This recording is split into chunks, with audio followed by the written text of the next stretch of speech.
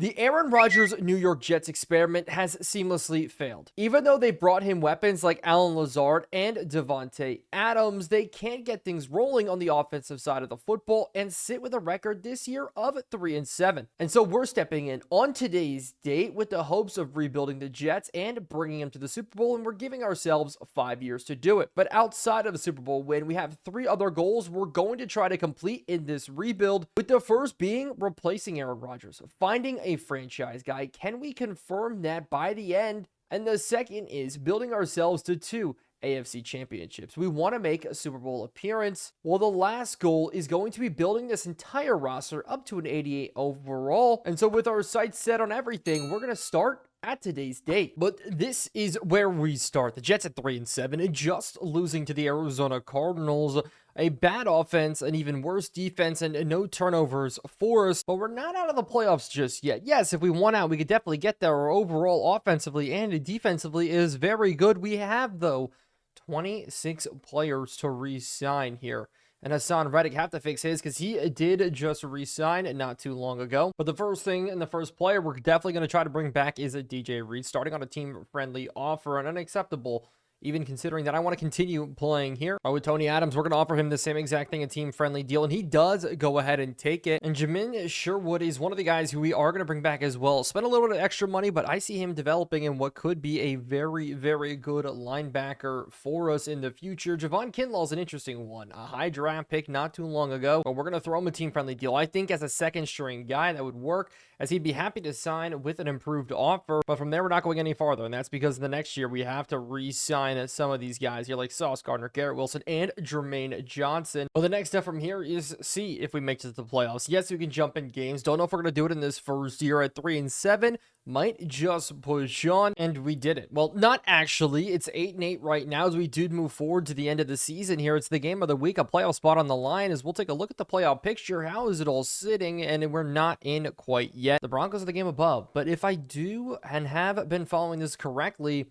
it is the Broncos sitting there at 8-8 as well. So if we win, the Broncos lose, we're in. But looking at the players to negotiate, we still have done a really good job here. Got everybody back. Did give Hassan Reddick the same deal that he did have in real life. We're not bringing any of these other players back, but we're actually going to jump into this game because in year number 1, yes, there's a chance that we might get to the playoffs, but this rebuild just isn't year 1. It's going to be a 5-year rebuild, as we did say, with one of our goals finding a long-term solution to what comes after the Aaron Rodgers era. But we're not jumping in. I don't think in year number 1 we're going to jump into any games right now, because if we win or lose, I just want to see how year number 1 does play. Yes, during the regular season, I did say we could jump into at least 2 games here, but against the Miami Dolphins, not going to do that, as we are going to be up at 10-7. Now 14-7. We do lose our lead here right before halftime, but this game does continue. Third, now fourth quarter rolling, and the Dolphins starting to run away with it here. Now we brought it back within 7, but it did not last for long, as sitting on it, looking at the bottom of the screen, I think it did say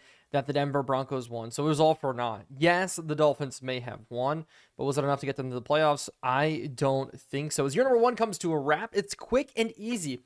The true rebuild starts right now, but this is what it finished out to be. And yes, the Dolphins did actually make it. For some reason, they owned a tiebreaker with them and the Broncos. Well, we didn't. Maybe the point differential, maybe not. But in the 2024 playoffs, we're not there. And this, like I said, is where the true rebuild starts. And so who does the mock draft have us taking? The mock drafts are finally out. Our record in the NFL is going to have us picking middle of the pack here. Jalen Milroe going to the New York Giants. A lot of quarterbacks in this draft, and one of them could be our selection here. But Shedeur Sanders falling deeper than that to the Las Vegas Raiders. That would be interesting. Nick Scouton, Emeka Obuka, Patrick Payton out of Florida State. But it has us taking Benjamin Morrison. Now, interesting, yes. Very, very interesting in its own right. A corner playing next to Sauce Gardner would be fun. But you know who I see falling out of the first round? This is Quinn Ewers. Quinn Ewers falling out of the first round would be interesting. But at the end of the year, Rodgers actually put together a good season. 33 touchdowns, 9 interceptions. Breece Hall cracked 1,000 yards. Braylon Allen at 350. Garrett Wilson leading the way in the terms of receiving yards. 9 touchdowns to his name as well.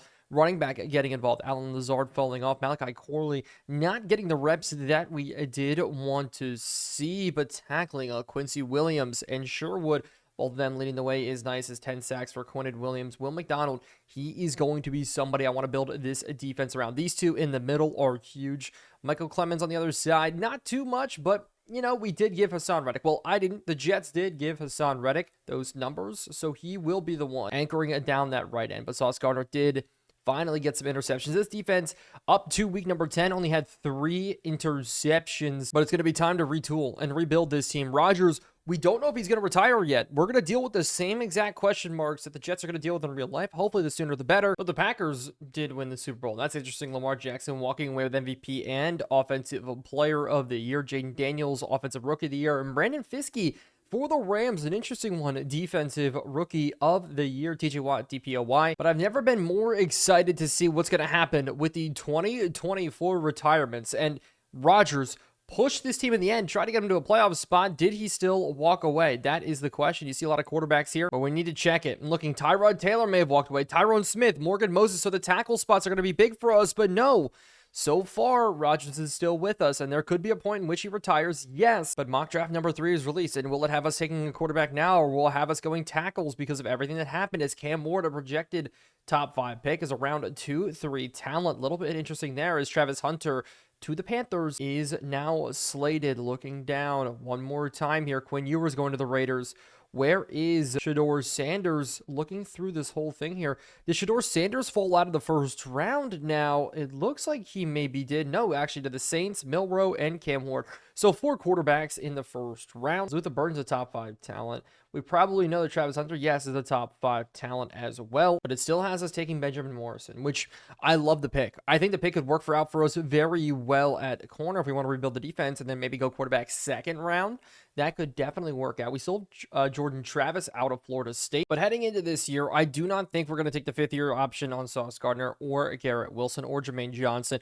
We're just going to worry about taking long-term contracts for them right away. Jermaine Johnson may be the only one we take just a little bit farther because looking at the money across the board, it makes sense for him. It's only going to be $12.5 million. That's probably what we would cost to keep him around as an 80 overall stud right end. But as for everybody else can walk. Everybody else can start walking. Getting over to free agency, there's going to be a lot of room on this team, and we may need to make some cuts. But these are what the monies do look like for us. And then looking at the salaries, I said we may need to make some cuts. CJ Mosley, first one on my block, $8.25 million would be the net savings for him. Age 33, 83 overall. If we make a splash in free agency, really sign somebody big, that's somebody we're going to take a look at. Then the other one is John Simpson, but we're going to keep him for now. We need to rebuild our offensive line. He needs to be a key piece to it. Allen Lazard, though. We are paying him a lot of money, but it really makes no sense to cut him right now. $13.2 million a year is abysmal. This team is not in the best spot across the board. But looking at free agency, there's a lot of guys that could catch our attention. A lot of veterans. And the only problem is so many veterans already call home to the New York Jets. So do we really want to spend more money, go more out of pocket to continue to bring in aging guys? Or do we want to use it to build up our depth, the players that could make a splash for us? Like a guy like Justin Fields, would this be an interesting quarterback to eventually move on to? But you see, this is what our lineup does look like right now. Like I said, we do need a tackle, obviously. Tight end's another position that we do need to go after. At the receiver spot, I think we're still good for right now. But on the defensive side, that left outside linebacker, but we are in the 4-3. So Javon Kinlaw, good, maybe bad, but strong safety is where we do need one more guy. Having Michael Carter to play that slot is big, and so we go to replace all those positions. And Isaiah Simmons is a little bit of a mixer in between, but I want to spend money in the right spot right away. David Bakhtiari teaming him up with former teammate Aaron Rodgers would be good. Moving Bakhtiari then to the other tackle side, give him less work, have him not protect the blind side while allowing Oshu Fashanu out of Penn State, second-year man to develop, but Isaiah Simmons and Melifonwu to compete for that starting safety spot with Gibbons in the middle, maybe being a linebacker hold for us next to CJ Mosley, but it looks like we should hopefully maybe have a little bit of love, and we do with all 3 of them. That is huge, but because now there's a lot of money spent on David Bakhtiari, we're going to back off. We're not going to go ahead and target him heavily. That should save us some money now to $30 million. But with it all built out, I realized that Garrett Bowles didn't quite get the offers. But then again, I need to build up depth. So this is a ton of offensive linemen we just made offers to across the board. Walker Little included. If all of these people sign, great. If all of them don't sign, great. But we are going to remove Walker Little just for the time being, just in case Garrett Bowles does take this offer. And so far he didn't. But it is now the Lions coming into the race. But going over to my signings, we did get 2 more in Cade Mays, Wyatt Davis. Need to build up the depth there. A lot of this team is so unbelievably top heavy, and that's going to be something that we do have to fix through the draft. and through this free agency. But we did put ourselves back in the driver's seat. It only cost us about $1 million more. We're going to continue to push with this here. Garrett Bowles still not coming in, but now everybody is coming in. Everybody wants to play in the Garrett Bowles sweepstakes, an 86 overall left tackle. That would save us a major draft pick if he did come in, and we're putting a lot of effort into him right now to try to bring him in just on a 1-year deal. But maybe this is where we can get it, but we can't go forward. Instead, we get to go to day number 2, and so far no trades just yet. I haven't been comfortable enough to make some of these trades that maybe we're thinking about, maybe moving on from some players, or maybe even acquiring some players. That would be interesting, but we're not going to do it just quite yet.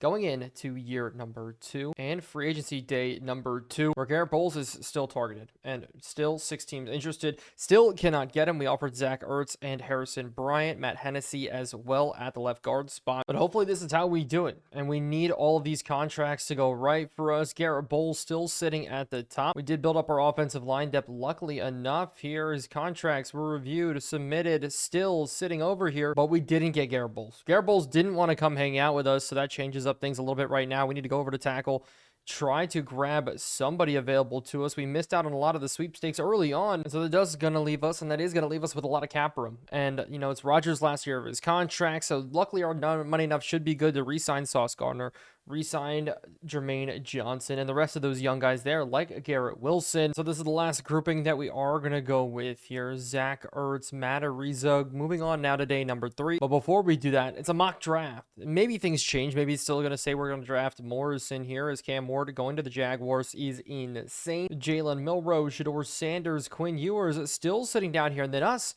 going now with Emory Jones, which, yes, could be the perfect pick for us. Maybe the right pick for us, so we'll see how this all does turn out. But in day number 3, it's over. It's free agency number 1, and was it glamorous? No, but did we fill up the spots the right way? Maybe. Well, along with getting some decent veterans like Jimmy Ward. Look how much we paid for him, a $1.5 million with a $1 million bonus. But then as we're scrolling down here, Osborne, Hicks, Adams, more guys to fill up our roster on a tiny 1-year deal. So we're not looking long-term with these guys. We're looking short-term here, but this is the team we're working with now. Yes, replace the tight ends a little bit. Did we still downgrade? Yes. Garrett Wilson, though, is a superstar. We have Devontae Adams over there. Running backs did not change. Defensively, though, Gibbons, a great addition. Hopefully, he will work out. We're playing him in the middle with Mosley and Williams both on the outside. The safety spot, Ward back there. Simmons, he's going to be a sub linebacker. But the thing I like as well is Adams is here. We can make him a linebacker. Simmons can be a linebacker or a corner. We're set across the board. We do have guys that can play football, and we dipped in overall. We knew we were going to dip in overall. Our defense is going to be our best part of our roster, but the draft is almost here. And first, we'll check out free agency recap, just so you can see where some of the guys went. Garrett Bowles, yeah, we lost him to the Patriots. Khalil Mack going to the Raiders. That's hilarious there. David Bakhtiari going to the Steelers. And the Steelers looked like they hit. They had a good set of free agencies, as Will Hernandez did not get signed. Interesting. Looking to see if the Bills did sign anybody interesting. I haven't seen them as we are scrolling through. Finally, you see one there. Khalil Herbert. You know, that's their biggest signing. I'm okay with it. But they are the team to beat. And of course, they're the team to beat because they have the quarterback. They have the rest of the team, but they have their quarterback. As looking here, quarterbacks rankings look a little interesting, and it looks like it's going to be Quinn Ewers and Carson Beck. He may be the one, or at least if he falls to us, we could take him. We could still develop him well. Still, any of these day 3 guys, though, I'll be more than happy to take them. Jackson Dart is somebody I'm sitting on, and as well as Dylan Gabriel. But I am going to put some effort here on Emeka Ibuka. That is going to be one of the people I am going to see. His catch and traffic is so unbelievably low, though. I'm just worried about his ability. But then we do need to draft a tight end as well. And Tyler Warren, one of the best tight ends out of Penn State. He could be the guy. But then tackle. Will Campbell being one out of LSU. Looking on the other side, at right tackle, Emory Jones out of LSU as well. Both of these guys could be legit. But the NFL draft is here. Our first NFL draft. We're going into year number 2. We need to make sure the rebuild goes right, and it's going to start with our number 15 selection. Benjamin Morrison is who they said. Then they said Emory Jones, but it's going to be a long way until we pick. As the Panthers up first are going to take Travis Hunter. Understood. Travis Hunter going to Charlotte, going to Carolina. Him and LaMelo Ball could be good friends, man. Make content together, have a good time. But the Patriots then go Mason Graham in the middle. As this is the one I'm surprised about. Did the Jaguars go Cam Ward? And they do. Trevor Lawrence just gave a big contract. Doesn't make sense in my book, but things will continue to the Bears. And yes, the Bears are going to take Deion Walker. Luther Burden went to the Browns. Giants up next. Expect a quarterback to go off the board right here, as it is going to be Jalen Milroe, the Heisman Trophy winner. But a couple more picks are off the board. And this is interesting. Benjamin Morrison actually went to the Tampa Bay Buccaneers. So now the Niners are up, and they had a down year, falling off in the second half. Colts up after this. Go ahead and take Tyleik Williams. Titans, are they going to go quarterback? Quarterbacks are kind of falling in this draft here. Well, just one specifically, and that is Quinn Ewers. The Raiders, are they going to go ahead and take him? And they do. So now at the 15th pick, we are up. But this is where it could get interesting. Emory Jones is a 1-2 talent. Not a great talent. Not a true first round draft pick. That means he's probably like 74 overall. But Emeka Ibuka's here, and he's a round 1 talent. He's somebody that could really help us out offensively. Another Ohio State receiver. Pair him next to Garrett Wilson. Make that the pairing for the future. And the 40 time from him is elite. Isaiah Bond as well. Oh my goodness. Actually, Evan Stewart too. But even Xavier Restrepo is good out of Miami. We know he's going to be good. But looking at Emory Jones, we need him. We need a plug and play guy. Him and Ole Fashanu. Those two need to be our staple tackles for a long time. We have no choice but to roll them. We have no choice but to take a tackle here. We have to. With 72 overall being on their tackle, no money to spend. We have good enough receivers where I think they can carry us. Maybe Malachi Corley playing in.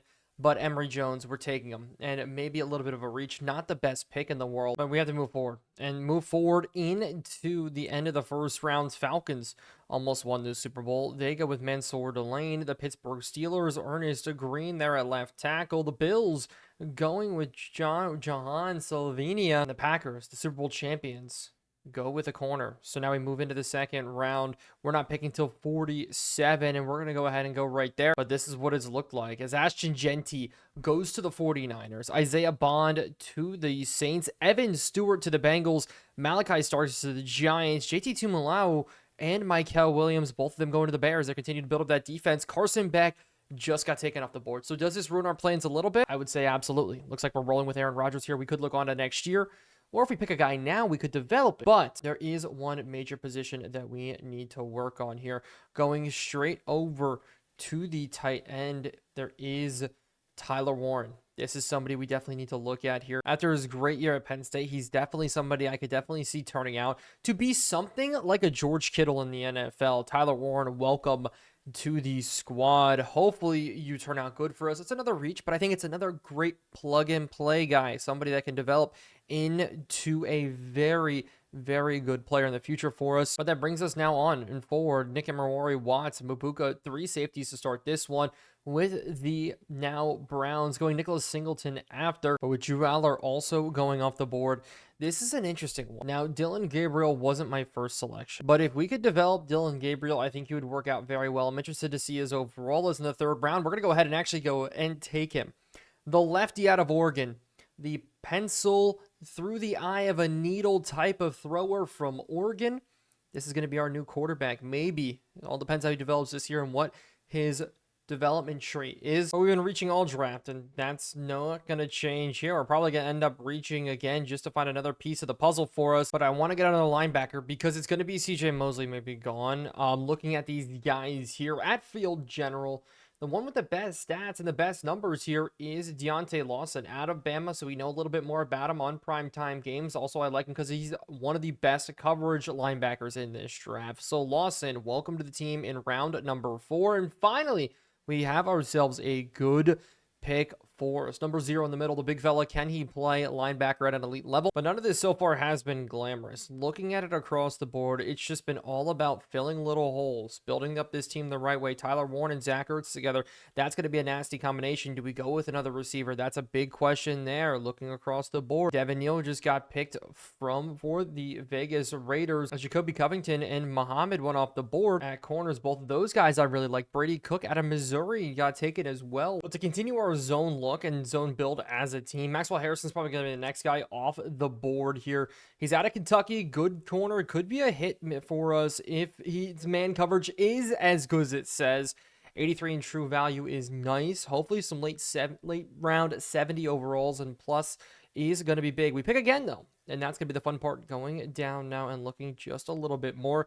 Jimmy Horn went off the board, and that was a guy I was definitely looking at. Kyle Monagai as well. But it's weird to see how far Malachi Moore has dropped. And it's another Bama player, and somebody who I do think it could be good in the NFL. More of a run support guy from the safety look. I think would make a better strong safety when I really do think about it. More like a Tyler Nubin type. Have we seen Tyler Nubin come into the NFL, do really good in the run fits for the New York Giants? We're going to take him, and it's another hit for us. So, like I said, we're not making splashes. We're slowly filtering guys in that could get playing time. Malachi Moore now one of them. But with Jimmy Horn going off the board, we're now in the 6th round. I'm looking at some of these receivers here.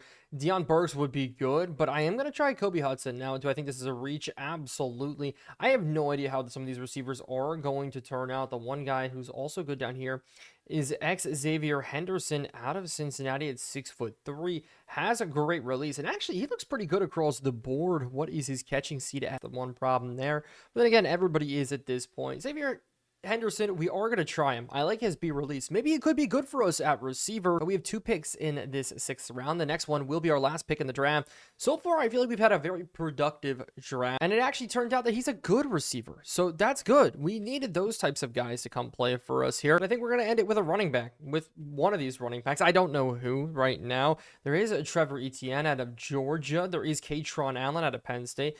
But also, I do want to check one more time some of the linebackers that are going to present themselves. Keaton Wade out of Colorado. I do really like Wade. I think Wade's good only for the sole reason that he can cover. He's more of a 4-3 type linebacker, so fits the scheme as a run stopper, and I'm going to risk it. We're going to go with him in the 6th round. Surprised he fell. And thought at one point he's a little bit better. He's ranked 48 in true value. Oh my goodness, a steal. An absolute steal at the end of this draft. That's what we need. Keaton Wade, welcome to the team. And it scared me after the draft that the retirement button was there, and I thought, oh no, Aaron Rodgers is gone. But he's not gone. He's still with us here. Draft recap is where we do need to go, though. And wow, did we hit. And wow, did we hit at the end. Wade is a 74 overall. I don't know what his development trait is, but that could be interesting. But like I said, just a very solid draft across the board. I think probably one of the best drafts across the board. Our lowest player was a 68, and we had 70s. We have a lot of guys that are going to end up playing for us. This is wild. And Emory Jones, not even that bad. A 75 overall, I will take it at that spot. Tyler Warren, 85 speed. But the questions are, what about the dev traits? Hidden for Emory Jones. We also have hidden for Tyler Warren, but unfortunately, we don't have hidden for Dillon Gabriel. I'm going to go through and check everybody else, though, but that's a big miss. And it's nice that Deontay Lawson's a hidden development and Maxwell Harrison. So far, Dillon Gabriel is the only one without a hidden dev trait. As we're scrolling through, 3 more guys to check. Malachi Moore is a normal dev, so he joins Dillon Gabriel there, the Oregon quarterback. 1 more to look at. No, 2 more to look at. Xavier Henderson. Xavier Henderson's normal. What about Wade, though? If Wade is a hidden dev, that would be amazing. The only thing I do not like about him, he's a little bit slow at 84 speed, but he also is a normal dev. So that's the hit or miss there. We do have the 2 linebackers now. They're going to compete for playing time. But one of the big storylines is he is a 70 overall, and that is a Dillon Gabriel. He has a lot of the stats that could be good. His awareness is actually one of his worst qualities. He's very, very accurate with the football and just needs to learn how to throw in the run just a little bit better. But the preseason is over, and we went undefeated so far. That's a good sign. How did Dillon Gabriel do at quarterback? I'd love to see his numbers, as he did not much. But Jordan Travis, 3 touchdowns, no interceptions. That's kind of exciting from him. But Rodgers balled out in the little bit of time that he did get. Braylon Allen ran the football very, very effectively. And at receiver, KJ Osborne did the most to earn himself a roster spot at least. And speaking of roster spots, it's time to make cuts before we take a look at the final roster heading in to year number 2. Hopefully, there's nobody interesting, but we'll go through and look. And even though I just said it, I think this is going to be the first controversy one. KJ Osborne, we're actually going to move on from him. We're going to remove him from the roster. I think Xavier Gibson, Malachi Corley, their age could work a bit better. Xavier Henderson so far is going to stay on the roster. We'll see how long that lasts. The only one that may make people sad is Kene. He's going to be gone. We're going to roll 3 running backs for this season. We're keeping Jamal Adams. We're keeping Isaiah Simmons and Jimmy Ward all there. A lot of guys are going to be staying with us, but our focus player this year is going to be Emory Jones, Dillon Gabriel, and one of the linebackers. I'm 90% sure that's how we're going to run. We have to spend our coaching credits to unlock more development slots for us. That's going to be a big thing for Achilles Tendon, the coach. But this is the final roster, and the stage is going to be set for Rodgers to hand over the reins after this season. We'll beat Dillon Gabriel. We'll still see. The problem is this upcoming draft class is horrendous. Nico Milano is the only one there. Arch Manning's actually not in it. But Emory Jones and Tyler Warren, 2 rookies starting on the offensive side of the ball. No rookies on the defensive side, but they will definitely get some time here across the board. Rookies, backups all across the board at the linebacker spot. Malachi Moore sitting over there, free safety, a little bit buried. And Harrison, will he get a ton of playing time? No, but he will make an impact on special teams because he will be our returner. You see it here, kick returner and punt returner. But our offensive line, I'm super stoked about. Our team, I'm super stoked about. It's all going to matter how the season does. We're going to jump into it, start that sim right now. But to start year number 1, and yes, we need to get these extra focus players. These 3 is what we are going to develop for our team. Obviously, our defense, especially our secondary, is a little bit older.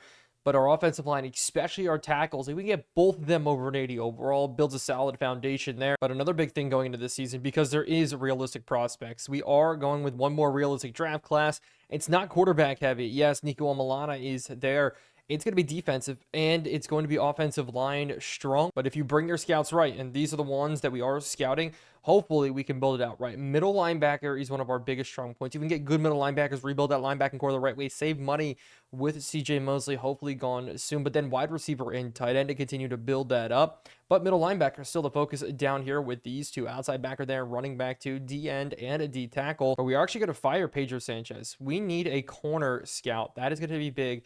Any sort of 1-star corner scout that can provide any sort of secondary guy. I think we're going to do this here with Curtis Cadwell. We're going to go ahead and hire him on in. And so this is what we're going to be rolling with instead here. Hopefully now we can get the right guys in the right spots to scout the right players. But now it's on to the sim. We're going to jump in, like we said, to 2 games this season. Hopefully help our team make it to the playoffs.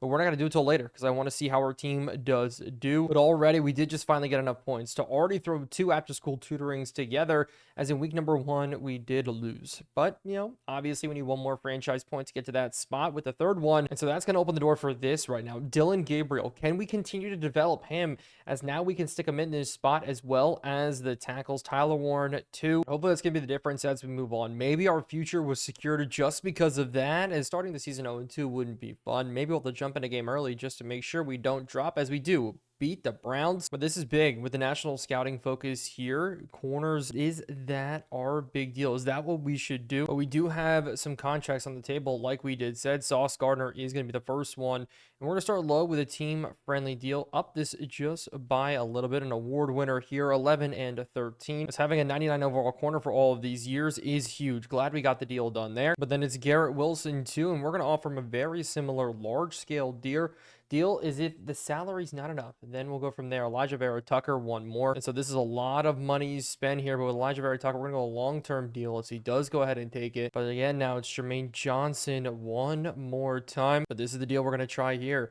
as he does take it. So a lot of these guys locked in now for 4 and 5 years. Breece Hall, maybe the man we have to let walk. But 4 years, $14 million. This is actually pretty low considering. And so we're going to start him on a low deal, but a 5-year deal nonetheless, as he just says this deal is wrong. So we got a ton of people already re-signed, have almost no cap looking forward. Quincy Williams, we're not going to be able to bring back. And so this is going to be the big difference. But with Rodgers gone and more, we're going to clear out a lot of this roster. But through the first 4 games, something is glowing. And that's the 9 interceptions for Aaron Rodgers. Now we want there. Breece Hall, a slow start running the ball, as Alan Lazard leads the way with 512 yards receiving. Alan Lazard was playing the slot. Maybe we move Garrett Wilson in there just to get him more time. Just put a better receiver in that spot. Tyler Warren starting out. We don't know how good he is quite yet. Almost there. That should be unlocked. Already up to 75 overall. But with the first mock draft releasing, we're now sitting at 3-2. Hopefully Rodgers doesn't throw that many interceptions. If he did the whole season, I'd lose my mind. But Pantela Angaleli now, for the Falcons, being a top projected #1 overall draft pick, is Caden Proctor falling all the way to number 8 still. They're not going quarterback as the Eagles projected to go quarterback there with Nico Amalana, as we're going with Keon Sabb.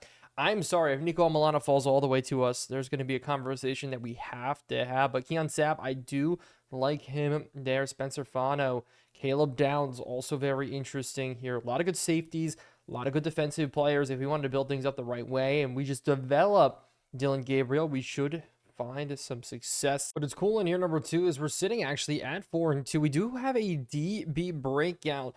Interested to see if this is definitely not Sauce Gardner, maybe Harrison. That would be fun. And it looks like we're talking to Michael Carter. So in the slot, Michael Carter has been able to develop enough for us here. We can get him to a start ebb That would be huge because we are planning to try to keep him around 2 pass deflections and 3 tackles. But playing the Pittsburgh Steelers, this is not a game I want to jump in yet. I'm looking down the stretch here in this year. Try to make the playoffs in a year number 2 with this team. Rodgers last year. But with the trade deadline looming, one guy up was CJ Mosley. But 3 interceptions in the past 2 games. That's a tough call to make now. Do we let him go? Do we keep Wade on the bench? Wade, a rookie, or a loss in there? The other rookie, both of those two looking and fighting for playing time as we do lose that one. And when it comes to the breakout, it looks like Michael Carter didn't get it. Did earn 2,500 XP, though. That's not too bad as we do go to press conference. National scouting focus, definitely going to be wide receiver, or it could also be cornerback, safety, one of the two. But now we have a meeting with Davante Adams. It looks like Davante Adams is going to be a little bit upset with his numbers this season. We changed around the receiving core a little bit. He wants some carries too. Not going to happen. Davante Adams, I cannot wait to get you and Rodgers out of town. You guys can take your darkness retreats together. We want to rebuild this team the right way. No jokes. But in bad news, Breece Hall isn't going to re-sign with us. And I gave him a very lucrative offer. Actually, at this point, we worked the offer all the way up to what was expected from him, as he does not want to re-sign. And yes, we could have spent the franchise points to make a move, but at this point, it's looking more like we have to move on. That's something worrisome, as we're going to move on to the bye week now, hopefully above 500, but it is the Dallas Cowboys. We'll see how we do in week number 8. Still need to jump into some games as we do go ahead and win. And so I'm a little upset because this kind of removes everything I wanted to do. I wanted to build around the core. Breece Hall's the centerpiece to it. And just him not accepting our offer really puts a hit in all of our plans here. But with that being said, a lot of corners getting thrown our way for trade. Like, how about Christian Gonzalez and a 7th round pick? We do have to bring him back. How about Kool-Aid McKinstry? Another young guy we have to sign to a more long-term deal. Ivan Pace Jr. in the middle. Even a Drew Phillips over there from the New York Giants is more of a veteran in Jamal Dean and a 3rd round pick. And so this is interesting, as Roger McCreary could fit very, very well in, but in the middle, Ivan Pace, and then re-sign him right away, fix the linebacker spot. So with both these guys not coming back, now we're going to go ahead and make a crazy deal. And the Titans wanted to get rid of McCreary, wanted to get rid of Tajay Spears in both looks. Can we make it happen? No. They declined this off. So we're going to go ahead and make that 2nd pick from 2026 into a 3rd. Hopefully rework a little bit. And so my hope, this can be it. Can this be the trade as it is? So yes, we did get rid of Breece Hall, of CJ Mosley, brought in a good corner in Roger McCreary, who is a superstar. He's going to add depth to our team on the defensive side of the football. And so we have now a ton of assets, and we did downgrade. Yes, we lost Breece Hall. Tajay Spears comes in. Definitely not the way you want to start any rebuild, but it's nice to see that Emory Jones is a star. Tyler Warren's a star. Those two have developed nice for us. On the defensive side, Lawson coming in instead of CJ Mosley. We only lose about 3-4 overall points there, but we pick up McCreary in the secondary, Harrison there too, and that makes it so Michael Carter, he's a trade piece for us now in the future, as well as maybe moving one of them back to that safety spot there, building up that even more. Hassan Reddick, maybe the last big contract on the table we need to worry about. But after the trade deadline's over, it's now no more. In terms of re-signing players, John Simpson, one of the only guys left I'm really thinking we need to re-sign, as there's a lot of veterans that are going to be leaving us here after this season. I think our roster is very much more secure going forward, but as we sim forward, maybe we start jumping into some of these games. Broncos 1-7. Feel bad for Bo Nix there in year number 2, but sitting at 6-3 is great. But it's a DB breakout part number 2. Is it going to be Carter once again? As it is going to be Michael Carter. Keep pushing over the next couple of weeks. He's going to break out. And if he breaks out, he's much more valuable in the trade piece as he's earned more XP. But it's the next release of the mock draft. Mock draft number 2. Now we're off to a good run this year so far. Picking up later in the draft. As it's taking Jalen Kilgore out of South Carolina, a round 1-2 guy. That is tough. Zachariah Branch, though, is interesting there at falling all the way to number 24. But Caleb Downs, that's really one of the safeties I am looking at to build up this defense still the right way. But again, with a quarterback like Nico Milano falling all the way to number 31, that could definitely be interesting. With Cam Ward going to Jacksonville, all these different quarterbacks getting spread around, it's going to be weird to see. But finally here today, we're going to look at a game. I want to see how we're going to do against the Bills. I don't know if we're going to jump into this game quite yet. We're going to start out in the sim. But the winner of this takes a commanding lead in the NFC East. To the sim we go, and Tajay Spears, I'm glad he's running the football well for us here, but that's a bad sack. Starting out the play clock, and the time in this game already now moving on to the third quarter. Bills now 3-0 lead. If it's a blowout, we're definitely not going to jump in either way, but it's 3-0. It is a defensive matchup here. Finally, we put points up on the board, but the Jets lose the lead to the Buffalo Bills. A good drive here going down the field, though, as it's tied up 10-10. Now the Bills are going on a drive here, and they punch in the score. And so this is where we're jumping in. We're down by 7 here against the Bills. A kick return here for Gibson. I don't know where Harrison is. I would have loved to return with him. We're going to look for a lane. Getting up the middle, breaking one tackle. But Aaron Rodgers coming out. 17-10 is the score in this football game. As rushing touchdowns, Rodgers has 3. As Lamar Jackson has 16. That is actually crazy. But here we go. Starting off 2 minutes, 40 seconds left. We're going to go out to Tajay Spears quick. Get ourselves up the field and get out of bounds. But Rodgers said only 120 passing yards. It has just been a offensive or defensive battle. I'm sorry, but Garrett Wilson here getting across the field. We cut this one back. Garrett Wilson running away from everybody. And so now we're going to run the football here. Settle down with Tajay Spears. Try to hit the hole. Couldn't break free. But the 2-minute warning's here. We need to tie up this football game. Push it to OT. But if we score too quick, maybe we leave too much time on the clock here. A little bit of crosser to Garrett Wilson going down now. But 2 tight ends in. Warren out to the outside. No, underneath. Tajay Spears. He's going to get up, diving forward, and fumbles the football. Oh my goodness, are you kidding me? We try to dive into the end zone with him, and he coughs it up. The first time we jump into a game, not what we want. Wanted to grab the lead in the AFC East. Looking at it one more time here, just absolutely punched out. And so now we need to make a stop. Lost it in. You see him on the left-hand side there. We bring blitz, and we're able to wrap it up. Quincy Williams, good play. Isaiah Simmons sitting in the middle. They're going to run this one again here. Bounce out to the outside. James Cook, we help wrap with Quincy Williams one more time. Look at that. 11 carries, 23 yards for Cook. So this is big. Another run play. We just need to make the tackle. Quinton Williams in the middle, and we're still going to have a chance. Will Hernandez leading the way at the guard spot for the Buffalo Bills. Great pickup for them. If you remember during free agency, he just didn't get a contract. And so this is going to be huge here. This is going to be interesting. Gibson on the return, 5th string wide receiver. We're going to break this one out the outside. Try to cut this back. No, we get tackled quick, but we're just not out of the game yet. We can still get things to work here. It's up the seam. I see it. We're going to go to the big fella. Tyler Warren can't hold on. And so a little disappointing there. Really thought that would work. We're going to go quick back to Tyler Warren again. This time he's off to the races, though, getting out of bounds. But I like this trips look. Alan Lazard now in this slot. We're going to look maybe sitting out. We're going to go out to the outside. We get hit as we throw. But now some crossers. Garrett Wilson out a little bit late. We're going to hit it across the middle. He's going to try to get up. We got to go to the hurry up. We're going to go screen now. Try to get out of bounds. Spears, give him the ball here as we are going to get to the sideline. Blocks picked up, and we get out. 25 seconds remain on the clock. The first time we jump in a game, I want it to end in a win here as we get it backside, one-on-one. Can we float it in? And we don't. But I'm going to look now. If they're in cover 2 again, we got to actually throw this one out.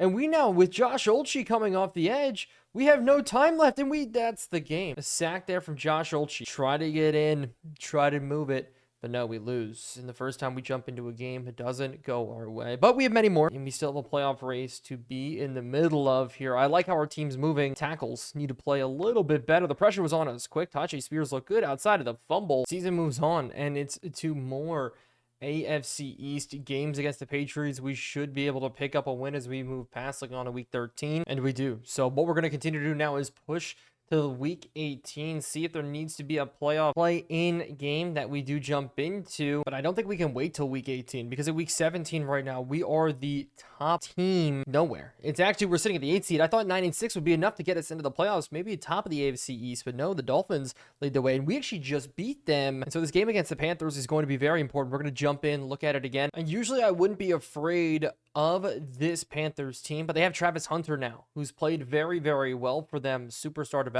and Bryce Young, still at a 73 overall, but still could make a splash. But the mentality of this rebuild is set. Dylan Gabriel is in the wings, training up, almost won the Heisman Trophy, but to the sim we go. Hopefully things look good for us. We have the ball, punt this one away. Panthers strike first. We may have to jump in this game today, but we will see here as the Panthers do punt one more time, 7-3. We need something to go right here. Aaron Rodgers still can't punch in a score, and it's the second time we've jumped in, and our offense is just horrendous. 7-14. Panthers tie this up 14-all here. Now they take the lead, and we're jumping in. And this is incredible that we're just in this point in the game here. So we're going to hit this one across the big boy Warren. And Tyler Warren at Penn State in one play here. Looks like he's running away from everybody. He has developed into an 80 overall, and that's how we jump into a game. And we're playing on Madden. This is wild.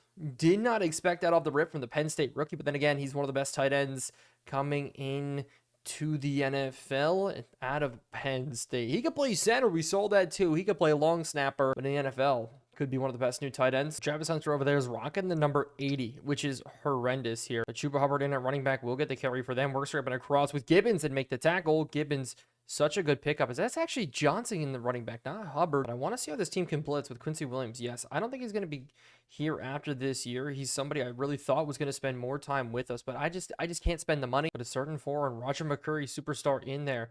We're looking for something quick hitter. We're sitting behind. As Bryce Young out to the outside, the ball is going to be completed, and we do not hold him short. Gibbons has to make the tackle, but I'm excited to see how Lawson develops as a star. Having him would be huge. They go run again here, and we bottle it up. Best rush defense in the NFL. But the clock actually stopped. Man in motion. They're looking to throw underneath maybe again here, sitting, dumping. They're going to go off to Johnson. No, that's the receiver. But we're bringing blitz here against the run. A good stop. 4th and 5. We're going to get this ball back. And so Harrison's going to return this one, and we are going to catch it deep because I think with blocking, we could have a lot of room to run, but it's a bad pick up there, and we're going to start at the 14-yard line, so we have to make it happen here. Quick to the outside. We're going to go out to Adams. He's got the catch. This season's been horrible from him. Only 600 yards. But across the middle, Gibson, the crossers are working. We're up to the 35 already. I think with how we're going, we can actually try to run this football here. Up the middle, look for the whole Spears. Not going to get it. 14 carries, 44 yards, but we're going back to the air. Alan Lazard in the middle. They're going to leave him. We're going to hit him. Alan Lazard getting the first down and more. He's up past the 50, but Lazard goes down with an injury. So 3 minutes left. Have to put this together here. Pass rush coming out. We're just going to try to throw this one down, but luckily Lazard is back. And we need to put this together here underneath. A great route. Wilson's got the catch. Garrett Wilson, field goal range it is. And so maybe jumping in this time was a whole lot better. Running this football now. Tajay Spears scraping off. What a block there. And this game should be all but ours as long as we can run down the clock. And so we need one more first down as we're going to go ahead, try to get it there. Panthers also did a great job in their secondary, bringing in Nick Amrawari, one of the best safeties in the draft. So best wide receivers / corners, one of the best safeties. As we do go down now, but because of injuries, 1st and goal sitting, we just have to be able to punch this one. And up the middle, Spears, this hole was wide open. Minute 20 left. We just have to play defense. We just need to make this kick as it'll be up and good. Good hold from Dylan Gabriel. So we're going to be safe. Sit in cover 3. Just no touchdowns here. They're going to go bench concepts. They throw a bad ball, so no reason to be mad at all. Crosser coming out to the outside. Quincy Williams on the tight end, but I'm not sure Gibbons. I like him at sub linebacker. Honestly, wish Isaiah Simmons maybe came down in that spot, but they're going to continue to try to throw the ball. Minute 7 seconds left. Any sort of crossers sitting. They're going to throw it underneath. Drop. So Coker couldn't make it happen. Hauling it in. They're going to stick concept. Bryce Young running, scrambling, falling down, getting sacked. So we're going to sit here. Drop in the middle. Across. Bryce Young's going to throw it overhead. Actually completing that ball to Travis Hunter. This game's going to continue. We need to hold him out here. We need to make sure they don't find their way into the end zone underneath. This one hit again. The clock will run. One more hit in bounds. That should be enough. Is they're probably going to go across here? No, maybe dump it over our heads. They throw it out. 10 seconds, 9. And so we're going prevent. Just being as safe as possible about this here. They're going to be looking end zone. They have to be looking end zone. They throw it out of bounds. 4 seconds left. And the fact that we got there with absolutely 3 rushers is huge. Reddick, Jermaine Johnson, Quentin Williams. Can't ask for anything better than that. But it's going to be a deep shot here. Just knock it down with Harrison, and we do knock it down. Win the game. That's why we jump in. The only problem is can't jump in against the Colts. So it's going to be hands in prayer. Hopefully it all works out. But I didn't even expect this. Actually, with our win here, 10-6 puts us top of the AFC East. So a little bit different. We do have the Colts up next. Colts fighting for the playoff spot here.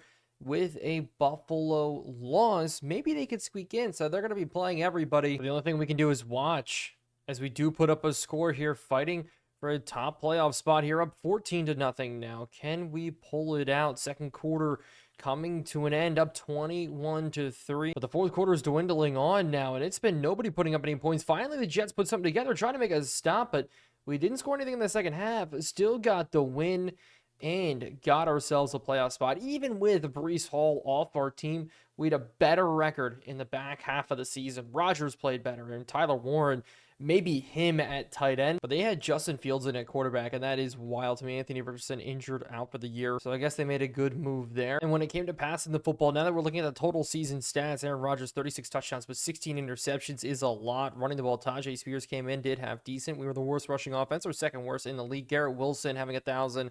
Alan Lazard having 1,000. Warren having 761 is huge. But with 53 receptions, only a little bit less than Alan Lazard. Deontay Adams only had 643. Just something that scares me there is only Fashanu out of Penn State. Not the numbers you want to see. Emory Jones didn't do half bad, as we're about to lose our number 1 tackler, and we may lose Hassan Reddick too with his contract. I'm not sure if I want that around forever, but our secondary is good. Our secondary is very good. But with no major award winners, this is what the bracket looks like. And I see the Jaguars over there, and it's crazy to think Trevor Lawrence didn't do that. Cam Ward did that, actually won the starting job. Trevor Lawrence got injured. Cam Ward was playing for 9 weeks, developed enough where he overtook Trevor Lawrence. Cam Ward, congratulations there. But we are playing the Raiders, and that's Quinn Ewers for them in at quarterback. Rams on the other side taking the number 1 seed. But with home field advantage, we are in our first playoff game. We are getting Rodgers after 3 years of the Rodgers era. We got ourselves to the playoffs with Quinn Ewers, though, who we're facing. It's going to be interesting. Brock Bowers, Mason Crosby, they have weapons across the field. And so we take it into the sim.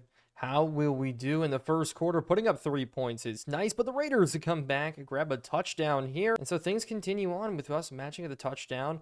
Raiders actually throw an interception on the goal line. So we go into halftime with the lead, making it and taking advantage, but the Raiders finally score. But I'm going to jump in here and watch. I want to see how they do on this final drive as Mason Crosby holding Tajay Spears to 20 yards on the day is ridiculous. But I didn't even realize there that the Raiders also got Devin Neal out of Kansas, one of the better running backs. He's up to an 80 close overall. But an early third down is they're going to punt it here maybe if they can't pick this one up. But across it is going to be caught by Garrett Wilson. He's off to the races down the sideline. Morrig makes the tackle. And so things are looking good here for this team. How are they going to make it happen? They go play action again. A deep shot across the middle. Another shot into Garrett Wilson. And so can they punch it in? Running this one now, Tajay Spears has got a lot of running room. And so looking at the 9-yard line, they actually go now. Flex out, spread, look here, play action. No, pump fake out to the side, and they're going to be at the 3. So far, they're pushing the ball down the field. The only problem is, will the Raiders respond even if they do put in a touchdown? But it's a smart move by them. I would try to run this clock out.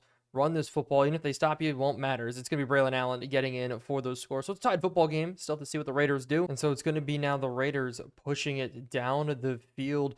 4-yard rush by Warren. It's going to be 3rd and 3. Trey Tucker gets the catch. They're almost in field goal range here. They keep pushing the football, but a huge sack by Jermaine Johnson is going to make it 3rd and 10. A run by Quinn Ewers, and they're going to punt this ball away. The only problem is they pin the Jets very deep here. They're not going to have the ability to get out of there, and it could be dangerous here as Rodgers scrambling here. Rodgers getting away. Max Crosby bringing him down, but they just need to get into field goal range. Year number 2. Hot one here in the playoffs. Now sitting underneath nice and easy. He's going to be Tyler Warren first down, but the clock is just continuing to run, and they go now.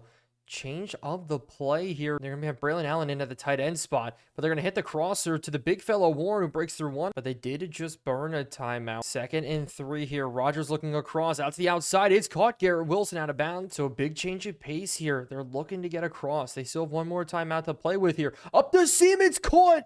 Oh my goodness. Alan Lazard running away from everybody, and the Jets are going to be moving on more than likely. Burning off the line, Jones got taken, and Lazard took it all the way.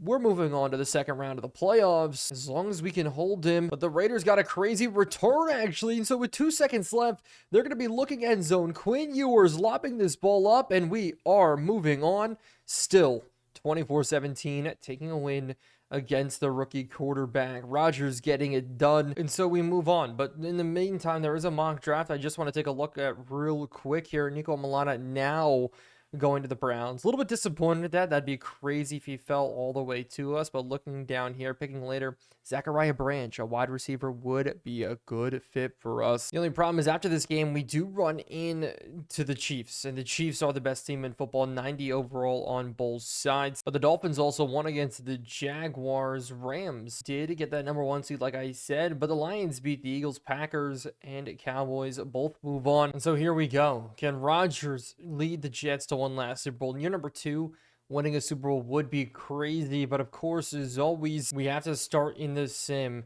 And the Chiefs know it's an interception right away. Chiefs get the ball back, turn it over again. Still no points on the board. Our defense maybe making the difference in this game, though. Finally, though, the Chiefs do get a score, and we're going to be playing from behind. Still 7-0. Now 7-7 here in the fourth quarter.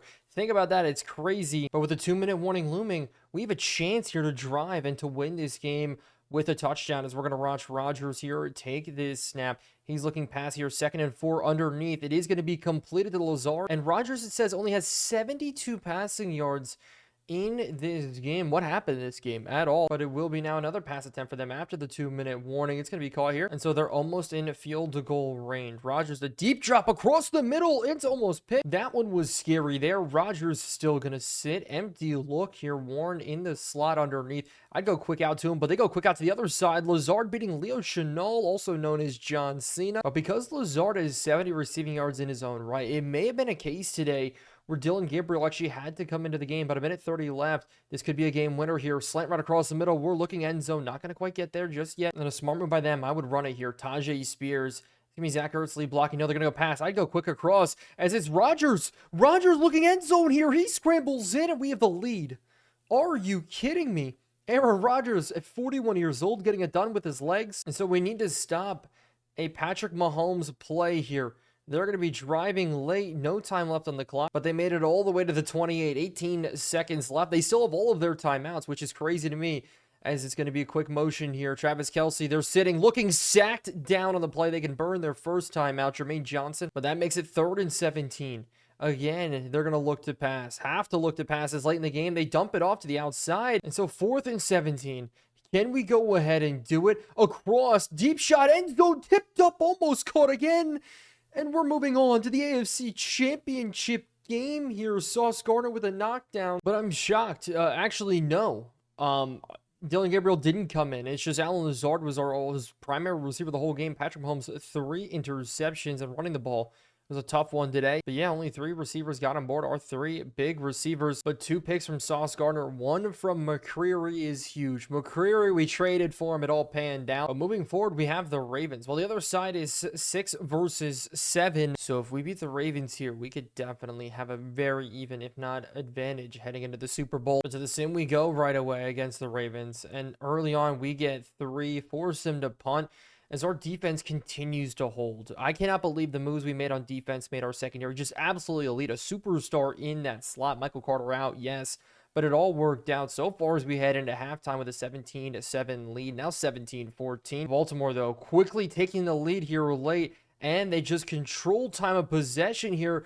It's a late drive again, but the entire game comes down to this. It's 6. If we get this plus the PAT, we win. 9, 8, 7, looking end zone. Rodgers scrambling. Rodgers firing. It's touchdown to Davante Adams. Who else? And we may have just punched a ticket to the Super Bowl.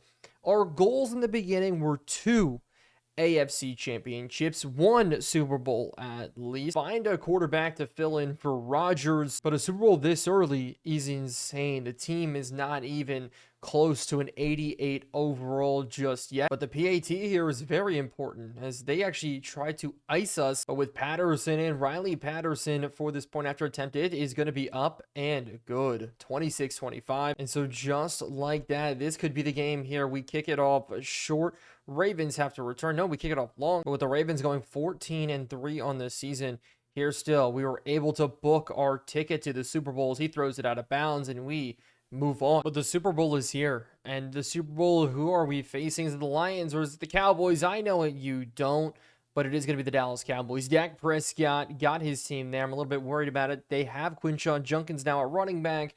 But Aaron Rodgers has been the Cowboys killer his entire career. Winning it in year number 2 would be crazy because I didn't expect Rodgers to stay with us. I expected him to retire, but the what next chapter is really going to open itself up differently here. But to start in this sim again here, opening up, Cowboys going on a drive down the field, punch in 3, and we have not scored a second here in a while, but it's going to be another low-scoring game, looks like here. We haven't seen much of a shootout as Dallas having 17 in the first half is actually a lot. If our defense can't keep us in this game, this could get out of hand. 24-10 now. We need a score on the board, finally get 3, but as we continue to sim forward, Dallas scores again. And so an Aaron Rodgers last try. It looks like this game is all but over. The Super Bowl wasn't meant to be. We got a little bit excited.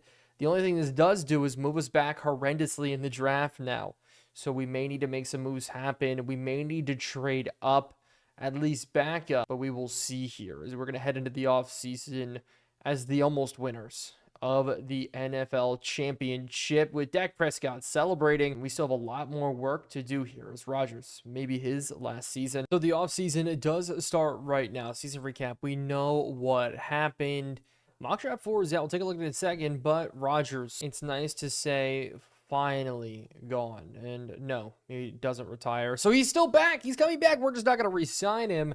Maybe we'll give him a small offer just to keep him around. Maybe he can get that Super Bowl as a backup. But the mock draft now to start this offseason, what are we looking at? Nico Milana, a round 1-2 talent. He's fallen down. Caleb Downs to Pittsburgh is crazy work. Zachariah Branch jumps up the boards a little bit to the Raiders, a guy I was really looking at. As we're sitting all the way down here, taking Kevin Concepcion out of NC State. Aaron Graves in there as well. There's just so many good players that we're looking for. So many guys I feel like would be needed to build up this team, but we're just not going to be able to get them now. Maybe sets us back. Maybe Rodgers just set us back another year. But to the re-sign period we go first. $44 million to play with. Will McDonald, definitely not going to take his option. He's 27 years old. I do not see it worth there. John Simpson, that's an interesting one here. Do we spend the money to keep him around, or do we let him test for agency? Then maybe we could re-sign him. As with Rodgers, this is the deal that he wants. We're not going to make it happen. We're going to roll with Dylan Gabriel. I don't see a quarterback outside of Nico Milana. Maybe Connor Weigman that could be better than him, but it's just not the case. And so that means to free agency we go. And it's going to be a new look Jets here as the combine results are here.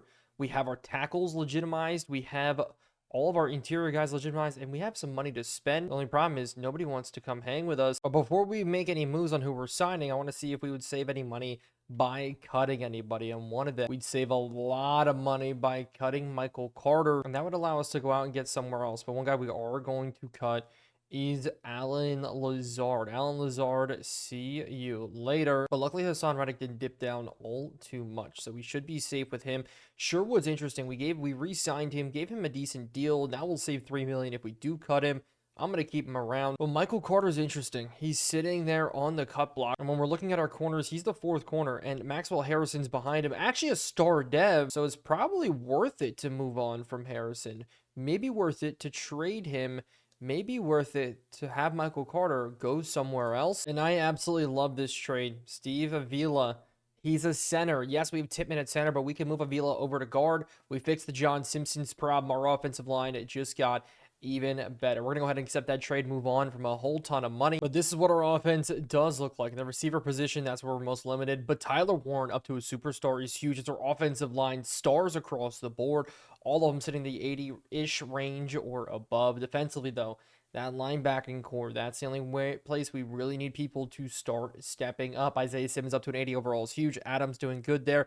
Corners, we are more than good. Maybe that D-tackle 2 spot could be the difference maker for the defense. But Will McDonald, Hassan Reddick, Jermaine Johnson, all those guys there, excited for them to play well. We just need some backups at the linebacker spot too. And so with the free money now, day number 1, we're going to get a little competitive for 3 guys. Well, mainly 2. One is Jamo Williams, a wide receiver 3 for us. If he can replace and put up similar numbers to what Allen Lazard did, ooh, it is going to be good. Nakobe Dean in the middle at linebacker is going to help us out. But the last one's finally there. That is Grady Jarrett. If we could get him, move him into the interior, play next to Quentin Williams just on a 1-year deal, that would be amazing. And it's nice to see that there's some guys off the board here. Signings, Jamo, Nakobe, and Donovan Peoples-Jones is huge. Our receiving core just got a whole lot better.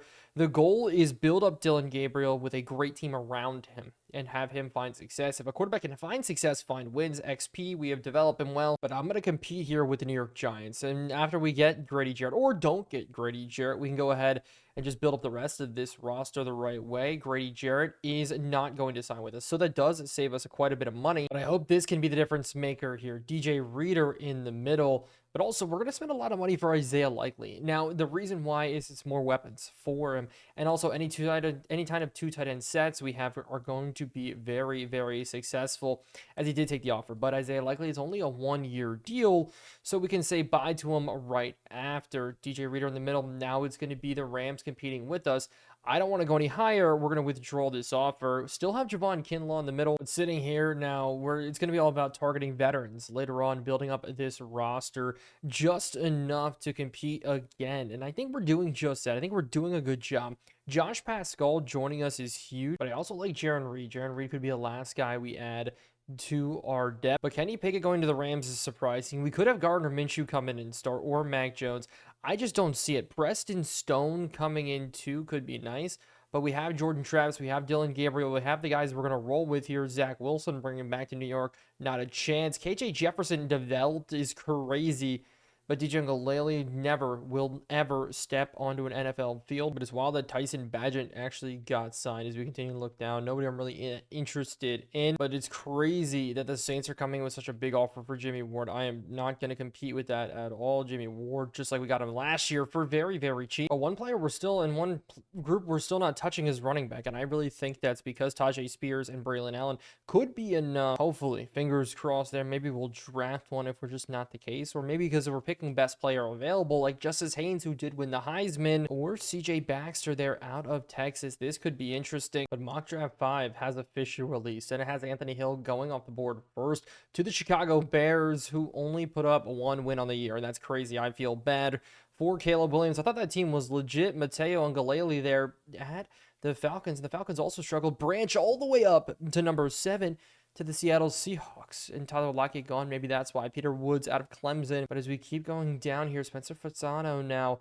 as I see that maybe some of the safeties have fallen in the draft. Caleb Downs all the way to 27. We're going to keep an eye on that one. We definitely are, as it has us taking LJ Overton. Do we need another edge rusher? Do we need another end? I'm not too sure. Caleb Downs falling to 27. Ooh, that one could be good. But just in case we do want to do anything, we did purchase Smooth Talker. So we completely developed this whole thing just to make sure that we could do it. Over here at the head coaching spot, we all got this upgraded too. So the two big modifications, as well as a player personnel development, this is going to help us in this rebuild a whole lot. But with free agency being over, you have to see who got it. Because the Bears got Mark Andrews, Sotini, Pacheco going over to the Saints to now team up with Shedeur Sanders. But it was a pretty lackluster free agency. We may pick up Kyle Juszczyk, but Mike Evans going to the Titans. That's where all good wide receivers go to end their careers. But Jamo Williams was our big splash. In fact, this is who we got, Nakobe Dean and Jamo. Big weapons for us. And Darius Slay came in on a veteran's minimum almost. And it's important there because we're going to move him back to free safety. We're going to have him in the safety role now. But Javon Hargrave also coming in the interior is a huge. Isaiah Likely, Donovan Peoples, Jones, Aaron Rodgers coming back. But Javondre Campbell there at the end, I don't know if he'll make the roster. But with private workouts here right before the draft, there's one big thing. Do we need to trade up? What about the safeties? As I've now really looked at 3 safeties I think could be good, and this is who we're going for. Caleb Downs, obviously number 1. Sab, number 2. Dylan Thielman is going to be number 3.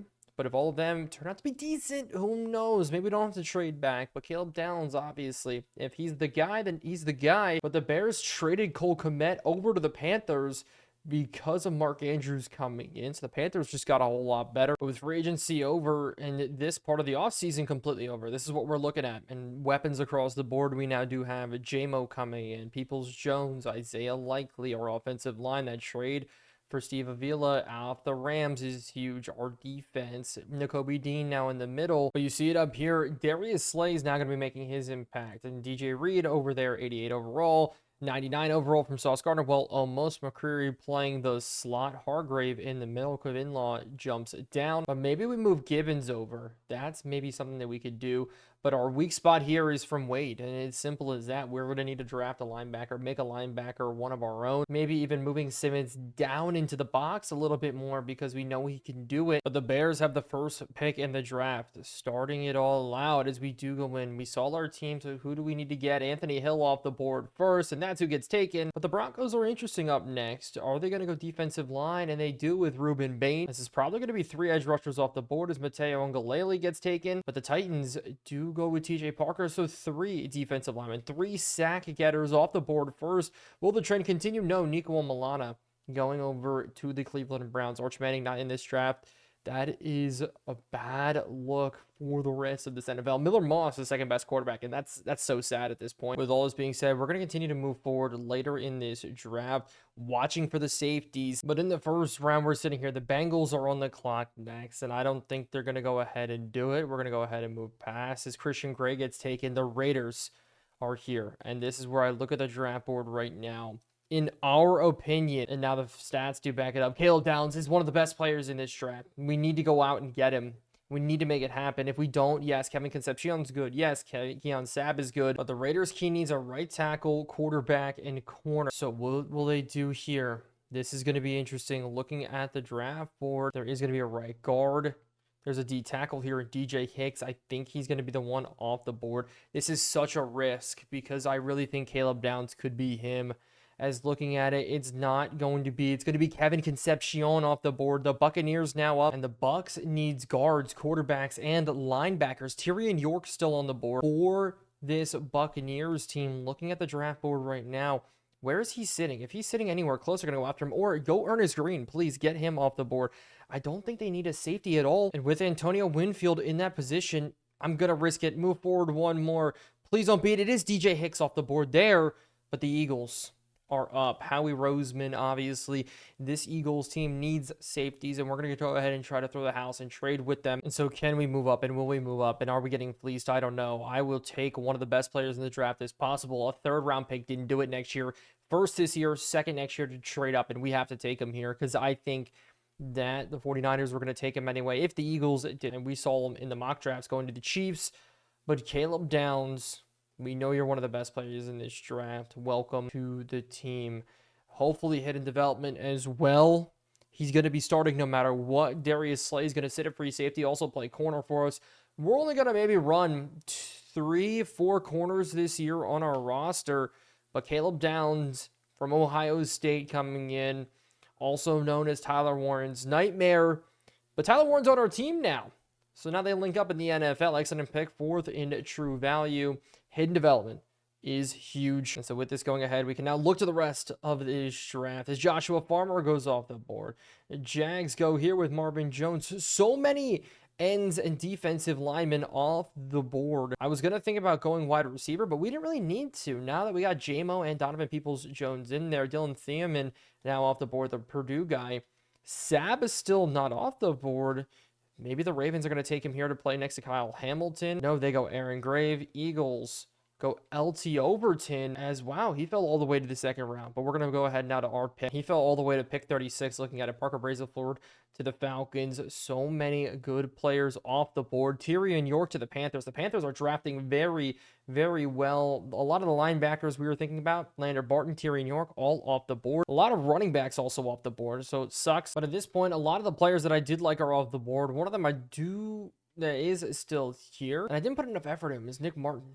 I love his stats here, especially the power and the block shedding out of him. If this hits well, he could be a perfect linebacker for the catching stat. I don't know why, but I found that is a bigger lead to a hidden development. Hopefully it all works out, or we get the obvious miss on Quinn. But Nick Martin also being a fit to our team. Hopefully it all works out, as that is an excellent pick. So that's perfect. Exactly what we needed is a hidden development. And so him in will be beautiful. The play rack is going to help us out, but the draft will continue. Now we pick early in the third round, where I think we do the obvious point and take here. Eric Singleton out of Georgia Tech, round 1-2 talent. It would make sense. Catching traffic, deep routes. The only bad thing is he's a slot guy. At 48 true value, we pick him. He's normal development. That's fine. Return guy, maybe could develop at receiver. If we were on to remove Devontae Adams eventually, it adds a little bit of depth. He's going to be there at the trade deadline. Maybe if we're doing bad, we move on from him, sitting now looking forward all the way to round number 4. But maybe a hit or miss here with Marcus Allen at this 4th round drafting slot. Not a bad pick, 107. Hidden development is huge. We've continued to draft well so far for this team, and he's going to fill in as well. Another guy in the secondary that just I want to make the roster, but move around. It's all about depth. It's all about building up the team right. In the 5th round, we're going to do it. The unimaginable here. And go with cornerback because Chris Paul got taken by who else but the Panthers. They keep drafting well. I thought he was going to be the perfect guy, but in the 5th round, there's really nobody. And Kyron Drones, maybe, but this is horrible. Look, maybe we just don't go quarterback, pick up a veteran, or we're going to take Tyrion Stewart instead, and maybe that'll help fill us in, as it's not a bad pick, and he's a hidden depth. We just keep drafting so unbelievably well, but I wanted Brock Vandergriff out of Kentucky. Unfortunately, not the case. 3 different picks now in the 6th round. We're going to start with Justin Flo out of Arizona, the former highlight reel. Maybe he could be a hit for us at linebacker in the middle. No, bad pick. Oh my goodness there. But undrafted free agent Dion Bell, receiver. We know we're going to have a hit here. We're going to take him. He is going to be somebody that can maybe make a splash. At 79 in true value. Hidden development. This is why we did a good job scouting the receivers. We're going to be able to replace Adams very well eventually. But Damian Payne kind of fell out of the draft. Alabama. But we've done very well drafting Alabama guys late. We're going to take him here. And it was a bad pick. Very, very bad pick for us. Risky shot there, but that leads us to one last pick in the draft, and we could go with a receiver again, but with our last pick, Dylan Rosek out of Illinois. I love the Illinois team, what they've been able to do this year. Not a bad pick. 176 in value, so it's still somebody that could be serviceable, because I don't think Justin Flo quite is. But we're going to look on to our roster heading into year number 3, sitting to the end of this draft. How did we do? So live reaction to this. How did we do? Oh my goodness, we did good. Caleb down 79 overall. Bell's a 71. Rosek 67 down at the bottom is nice. But our first 3 hit, and hit is sweet. I think we did pretty good. They did good too, the Lions. But if he was a 79, how good was the best player in this one? Probably one of the running backs. But Hill? No. We got one of the best players in the beginning. Zachariah Branch, 79 overall. CJ Baxter, 80 overall. That's the difference. We did get one of the highest rated overall guys. Malachi Hughes, 77 as a power back in the 2nd round is nice. That was the other safety we were looking at out of Purdue. So, okay, not that much of a difference, but still worked out well for us, because I don't know his development trait. We won't know his development trait quite yet, but as the preseason pushes on, this is the offense we're running with. And Braylon Allen, notice he's starting for us at running back. That's going to be interesting going in. Caleb Downs starting over Isaiah Simmons, up to an 80 overall already through 1 game. But for our focus players this year, this is who we're rolling with. Now, I wanted to do both the right and left tackle to get them both over 80 overall. Braylon Allen at running back. He's only 22 years old. We have so much time to develop him. It's crazy. Tyler Warren's going to be in there for right now, and same with Caleb Downs. He's only 23 years old, but the preseason's all but finished up. 0-3 is the record. I need to see how Dylan Gabriel did do. Checking it out. 6th. Well, 1 touchdown, 3 interceptions is not good from him. High hopes we have, but we let down, I guess we did. But it's time to make cuts, and the biggest cut or move is going to come from Tony Adams, who's a little bit buried on our depth chart, but I think he's a perfect trade candidate, and we're getting offers on him. But this was the offer that was given to us, and do I want to keep the fullback? Probably not. But Overshone coming over to the roster will be huge. That will fill that last linebacker spot that I'm really that worried about. We have Lawson on the one side. We have Nakobe Dean in the middle, Overshone on the other now. This could be a much more dangerous linebacking core than we saw before. But cuts are here, and cuts are going to be interesting at the running back position. I don't want to cut any of the guys. We're going to roll with 3 running backs or 4 running backs. But Dylan Carson, yes, we traded for him, but we're going to move him to the practice squad. He's not going to be making the roster. With 8 wide receivers, this is interesting. Malachi Corley, I hate to say it, he's going to get cut. Xavier Henderson, he's another guy. He's going to be moved out of the practice squad. So we're going to leave the wide receiver position as it is, and there's going to be, that's where the fringe cut spots are going to be from. But maybe a surprise cut for us, because Marcus Allen's a hidden depth. Maxwell Harrison's here. Trey Brown, he's actually not going to go ahead and make the roster, but it does look like all those receivers have made it. Same with Malachi Moore, the safety spot. He made the roster this year. And so our entire route to an 88 overall team, a Super Bowl trophy, everything in between, all rests on this guy right here, Dylan Gabriel. Like, that's our quarterback who we're putting time in. If not, we have to draft one this year, maybe develop him, but we're stuck in a roundabout, and it's going to be interesting here. Defensively, our defense looks so unbelievably good. Our linebacking core is deep. Caleb Downs, Darius Slay on that side, Simmons behind both of them on either, but our corners are good. Our corners are elite. Everything in between is we're going to start the sim on this year right now. And even though we play the Bills in week number 1, we're not going to jump in as Dylan Carson got signed from our practice squad. But we are 1-1 to start the season, and that's actually not bad. Better than I would have thought through the first 2 games. And Dylan Gabriel seems to be playing very well so far. 5 touchdowns, 1 interception, while Braylon Allen on the ground is struggling. But before we even think about jumping in a game, I want to look at 2 guys we need to re-sign. First, Joe Tippmann, and we're going to offer him a major deal. Need to keep him around for as long as possible. But with Steve Avila, we're going the same type of offer here, $4 million or more. Pay this offensive line, and hopefully everything else will work out. That's going to be a starting up process. But the nice thing is DeMarvin Overshown did re-sign with us. Didn't have to up the offer at all. But at the trade deadline, it's definitely going to be Davante Adams or Will McDonald. Will McDonald's been buried on our depth chart, has not produced. Jermaine Johnson's better. Or then early in this season, this may be the first game we jump into if it is not a blowout. Looking at it here, the Jets driving. We have the lead in this game. But for me, it's going to be all about the end of the game, jumping in the 4th quarter, especially because we lost to the Bills in week number 1. We need this to go our way. It's 14-7 at halftime, not too bad. Looks like our defense may not be playing the best. Offense playing a little bit better, but the Bills driving here late is going to score again. So we're going to move on, continue to look. 2 losses to the Bills. But looking at the stats from the game, this is what we're going to get from Dylan Gabriel. 266, 3 touchdowns, 2 interceptions. Running the ball, just not there at all in this offense. And that is a little bit worrisome. Dylan Gabriel leading us in rushes. He's got speed to him. I just wish we could put it a little bit more together today. But moving on, we both re-signed Joe Tippmann and Steve Avila to the same exact deal. 4.7 in salary, 4.4 in bonus. But when it comes to re-signings, that looks like it is it. Maybe Javon Kinlaw on the interior.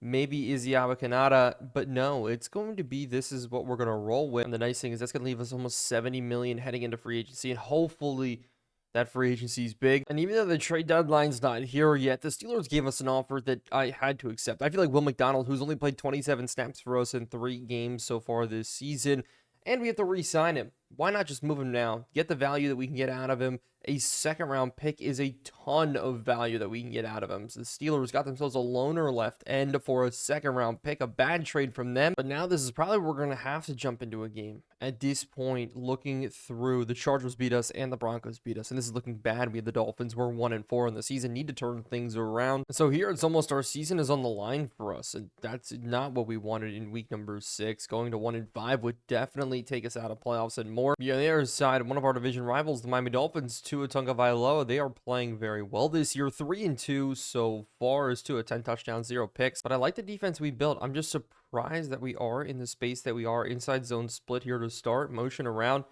as they are going to go ahead and go play action instead here. Crosser coming out. We're all over it. We can't get the knockdown from Sauce Gardner. Jalen Waddle off to the races. We cannot make the tackle, and they're at the 15-yard line to start here. A 60-yard bomb to open up the game. But it's good to see Downs over there as a superstar dev. That's huge here as they're going to run this one up the middle. Good hit, but we don't bring him down as he breaks forward for 4. But it's going to be all about pressure. Is they're going to now go jet sweep to the outside? No, run underneath as we tackle him before he hands off the ball. Lawson getting in. And so this is a big 3rd and 10.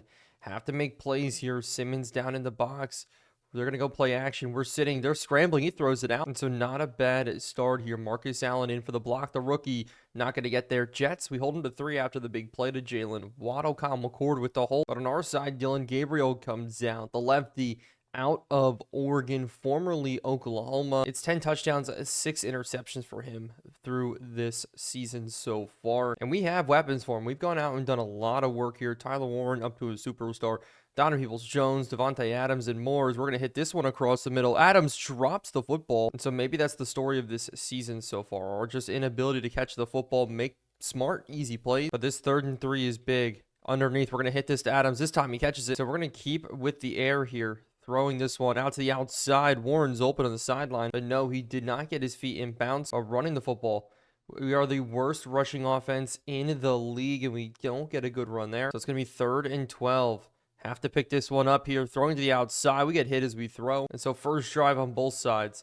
Not what we wanted. A bad punt coming out from Matt Ariza that will be fair caught. The Dolphins scored again, so we got to go back to work here. We're going to throw this one up and over the top to the big fella, and Tyler Warren's got a big catch to start this drive. This is absolutely insane. Tyler Warren is one of the best here as we're going to be scrambling. Throwing it in the window. Adams with the catch. But Dylan Gabriel's him. He's got a good arm. He's got everything that we need to make this offense good.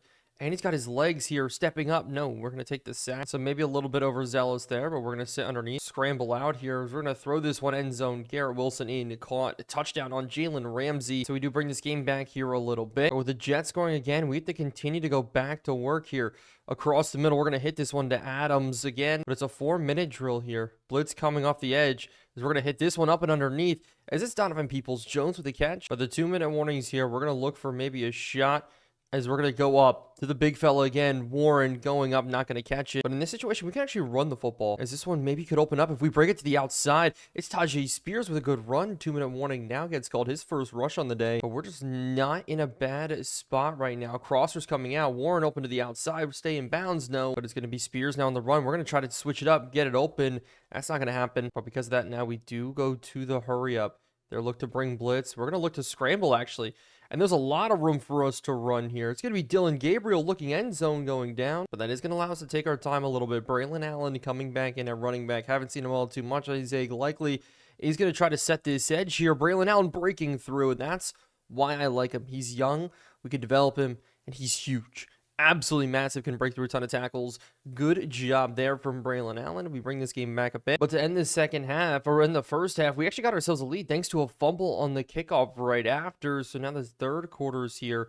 It's a 3rd and 10. It's a sack getting in on Tua Tagovailoa by Jermaine Johnson.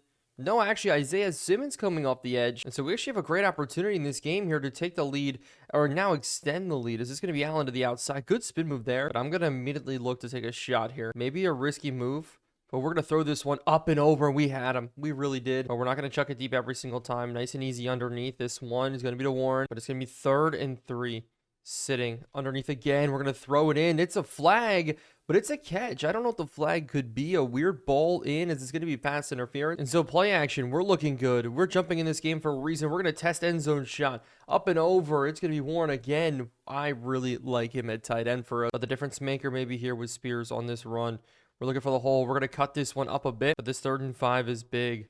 Underneath, Adams got to catch this one. He does. So we're looking to punch this one in, rolling out. Crosser coming in. Can we deliver the ball in? That's a good pass. And Garrett Wilson just doesn't hold on. But we're still going to trust him. Looked him again here on the crosser. And he's going to have the speed maybe to get to the outside across from Jalen Ramsey. But we're going to look to pass this one in. Oh, bad ball. We lead it in. Almost an interception. 4th and 4. But to save our season, we need to make moves like this. Going for it on 4th and 4 underneath. We see him. It's Adams. He's got the first down. And then hopefully run it into the end zone. Tajay Spears getting forward. We're actually going to bounce. And that's a great score there, 17-28. But coming back out now, it's going to be the Dolphins down by only 3 here. Tua Tagovailoa bring man in motion. Alec Ingold not getting the handoff here, almost getting the handoff. Tua looking to run, is now he's going to chuck it out of bounds. But here we're bringing blitz underneath. They're going to go play action as they're going to throw this one up and over, and we can't play it. Reed lets up the catch, but now man in motion, and they're not going to give it. Instead, go underneath. It will be H-Chan go down, but we're going to stay in cover too. They bring him out to the outside, maybe an in route. We're waiting on it sitting. Tua looking to scramble, throws it out again. But this one is going to be big here. Underneath, we're rolling. They're throwing. It's completed up for 1st and more. The game is on the line here. We need a big play. We need something to go right for us. They bring man in motion. Back around, run, play action, and the sack gets in. That's the 4th sack on the day. Lawson getting in there. Nakobe Dean as well. And so now we're going to go cover 3. They're going to bring Tyreek Hill all the way around. I'm a little bit more comfortable as they're going to go quick out. And that's another sack getting in. Quinnen Williams in the middle. Huge. Absolutely massive for us. And so now they're fighting to get into playoff or field goal range, as we're just trying to fight to maybe give ourselves a chance to sneak in at the wild card in the playoffs as they go quick to the outside. We just need to rally and tackle, and we do. And so that's huge. They're going to pin us deep. We just have to run out this clock. So on 1st down, we didn't get anything. Come back out on 2nd down here. We're going to go to the pass. Quick across the middle. He's so unbelievably open. It's Jamo Williams running away from everybody here. And no matter what, even if we hit the punt, we can pin them deep now. A chew clock on here, sitting, rolling. Can we put this ball in? A dangerous one. But with Braylon Allen, we're going to try to run this football here, as the blocking just does not work. Really, really poor blocking from our offensive line that we've now spent a lot of money on at this point. So this is it. 3rd and 4 going across. Now he gets stuck up. Tyler Warren, we throw an interception. Interception at one of the worst times here. And now we're going to be playing from behind because this one picked all the way. Tyler Warren got bumped off his route so hard as this is not looking good. And so this is going to be it. We now need to regain here, completely go on a touchdown drive, a redemption drive, if you would. But Dillon Gabriel dislocated his ankle. So it's going to be Rodgers that's going to have to do it. Injuries are on. So it's interesting. Rodgers back in, and maybe he can put this season back on track for us here. First, Jameson Williams, but if they're going to let this underneath, we're going to keep going to it here. Nice and easy sitting. We're going to dump it off. It's going to be Adams here. Adams getting up the field. Devontae Adams getting now out to the 30 quickly. So far, things have been just looking very, very good. Underneath again. This time we miss him. Now to a Tajay Spears screen.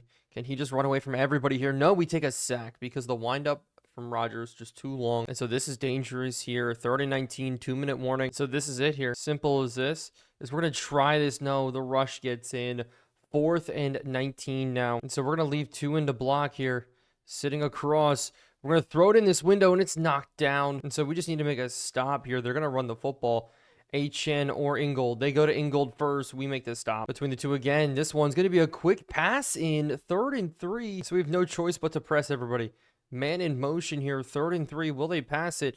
No, they're going to go run with Ingold. And we make the tackle. And so this game's still not over. We still have a chance here with Allen. Why not return it at this point, right? As long as we get up to the 20, it's deemed a decent return.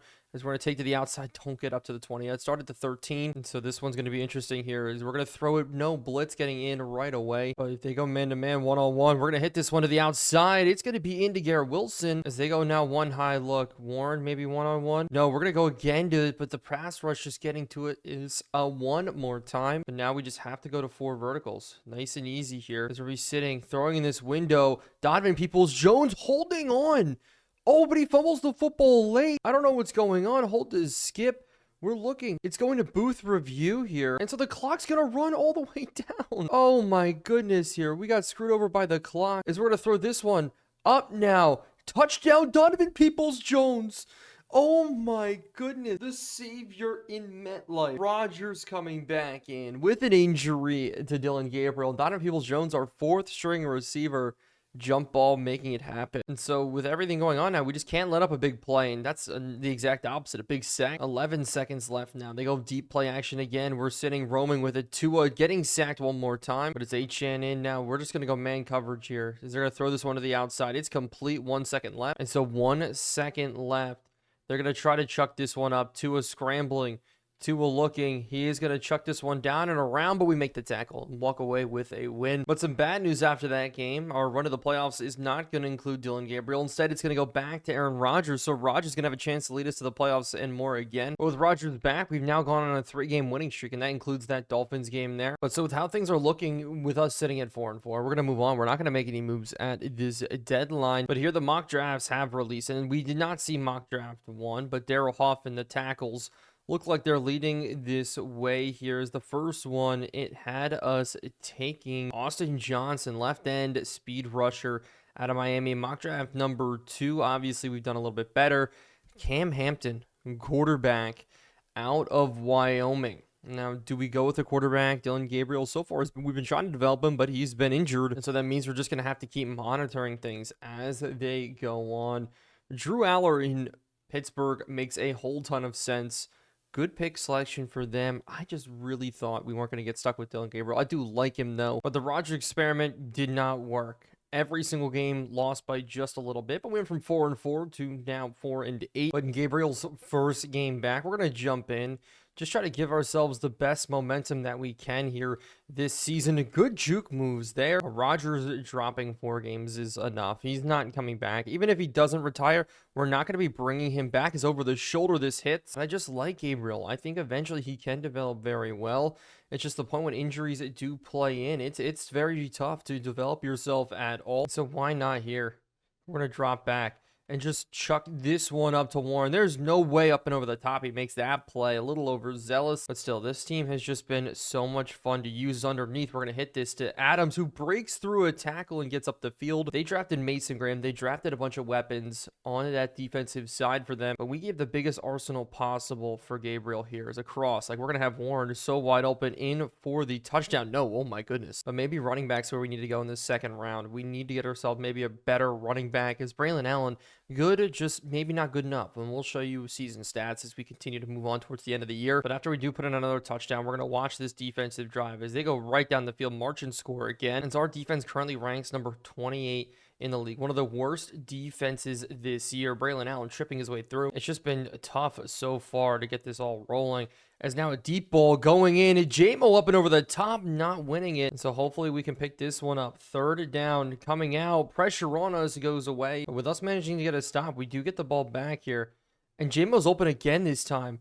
Are we going to miss him? And we miss him. He's so fast on the outside. Can't take advantage. And so it's just a bummer there that we couldn't get that to work. But Wilson with the catch. But this will be the play that will take us to the 2-minute warning here. Scrambling.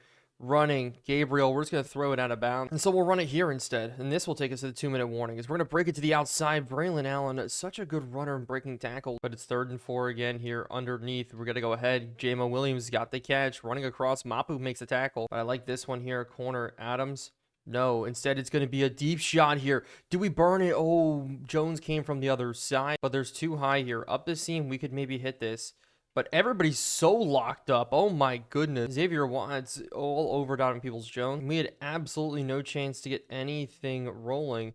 Stepping up, Warren even across is not going to make it in. 4th and 2. But I agree with the coach suggestions here. Be going for it. Quick and easy. Nice and easy. It's going to be Warren with the catch, and we're going to burn our first time out. And so we're going to be back to looking not to the end zone, but decent shots here. We'll call it decent shots as we're going to test corner of the end zone now. Garrett Wilson up and over. So we're going to leave Braylon Allen into block here. Blitz coming off the one side, and we did a really good job there of leaving the right people in to block. Hopefully we do it again here. Allen out to the outside. Wheel route here. You were going to call a timeout. And we're still not looking end zone just yet. Pressure coming off as we're going to throw this ball out. This is 5 wide, and it's a zone look here. They go inside. We're rolling out, and I see him. We're just going to throw him the ball. Wilson's not into the end zone. So that leaves 7 seconds left. No timeouts. Needs to be inside of the end zone here as we're going to be rolling. Somebody run back across. We're going to run it with Gabriel instead, and luckily we get in, and that's going to be enough to take it into halftime and more. But after a couple more touchdown drives, we're sitting, and we score one more time, 40-14. So we did jump into this game and made it work. We kept our season alive right now, looking towards the end. Domination in the second half and more. And Dylan Gabriel's first game back. Our coach, Achilles tendon, looking very, very happy at this one. But for the rest of the season, this is what the standings are looking at, like 5 and 8. Well, we have the Dolphins, the Ravens, and the Minnesota Vikings, one of the best teams in the NFC. And so we take it to the end of the season. We have no other choice. Can't even jump into the games. We finish 8 and 9. And we fought all the way back from 4 and 8 to 8 and 9. Again, maybe we screwed ourselves over when it comes to our draft picks, but at the end of the day, Dylan Gabriel, we needed him to play well, hopefully to develop him the right way. Who does it have us taking as we do look? Von Hartwell, one of the wide receivers. Keon Griffin also going there. Von Hartwell's interesting because of the reason he actually won the Heisman Trophy, not Keon Griffin. So maybe that'll be interesting for his development trade. Hopefully all works out. But Dylan Gabriel only played 10 full complete games. 24 touchdowns is nice. 11 interceptions, a little bit rough. Rodgers 15 and 7 in the losing skid there. Running the ball. This is where our problems presented themselves, is looking now receiving. Davante Adams, putting up Davante Adams numbers again as Tyler Warren continues to play well from that tight end spot. But the sacks are down, and very down they are. Fashanu went from allowing 17 last year to 2 this year. That is huge as the defense balled out. It looks like no 10 sack guys. So that's something we need to replace. We need to add pressure on the defense. But Sauce Gardner, 7 picks. Caleb's Downs, 3. Reed with 3 as well is nice. But 2 forced fumbles from Dean, 2 from Reddick. And so with Dylan Gabriel, I would consider this a win on this season.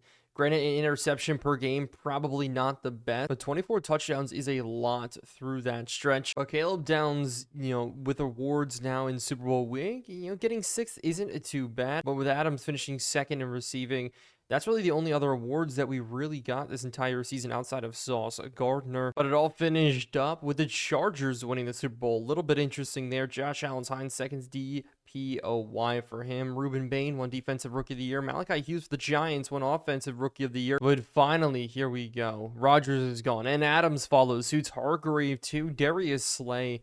So we have a lot of holes to fill on our defense and on our offense, especially that Adams spot. He was still good. We lost a 1,300-yard receiver. But the first thing we're going to do as the offseason is almost here, we're firing both of our coaches. And so Bill Duncan and Dan Quinn joining the squad. Dan Quinn getting fired from the Commanders is going to be huge for us. With all that being said, maybe we're finally past the era, as it's time to move into the off season for number 3 year. But to start in the re-sign period, we're not going to bring anybody back. The only thing is with Fashanu, we're going to let him go and not accept this option right now, because we are going to go ahead and re-sign him to a long term. I'm talking 6-7 years. The jump he made last season, going from 17 sacks to 4 sacks allowed, is huge. Everybody else can walk, including Izzy Abdikania. But this is crazy. As free agency opens up, we need a safety to play next to Caleb Downs. This would be a great selection. Or even George Karlaftis replacing on the edge, or even Christian McCaffrey to replace the running game. There's a lot of guys that we can go after. We have a lot of money to do it, and we're about to get a whole bunch of more money, because to save $10 million, Hassan Reddick's heading into the New York Giants for a 3rd round pick. They needed an end. We gave it to them here. But looking at the rest of the money, we could do a lot here, getting rid of Quinn and Williams, and I don't think we're going to do it, though. Same with DJ Reed.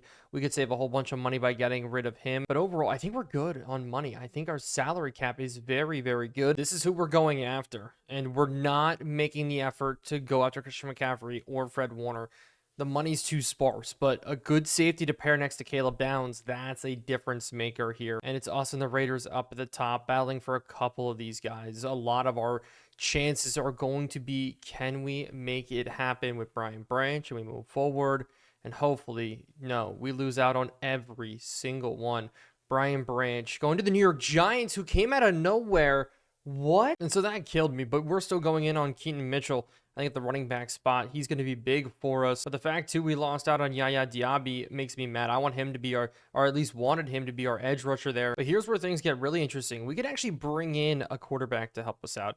Bryce Young or Anthony Richardson. And if you really think about it, bringing him in over Dylan Gabriel may be a difference maker. Or at least maybe we bring him in to compete just in case injuries do happen. But also Daniel Jones, who I will refuse to bring in.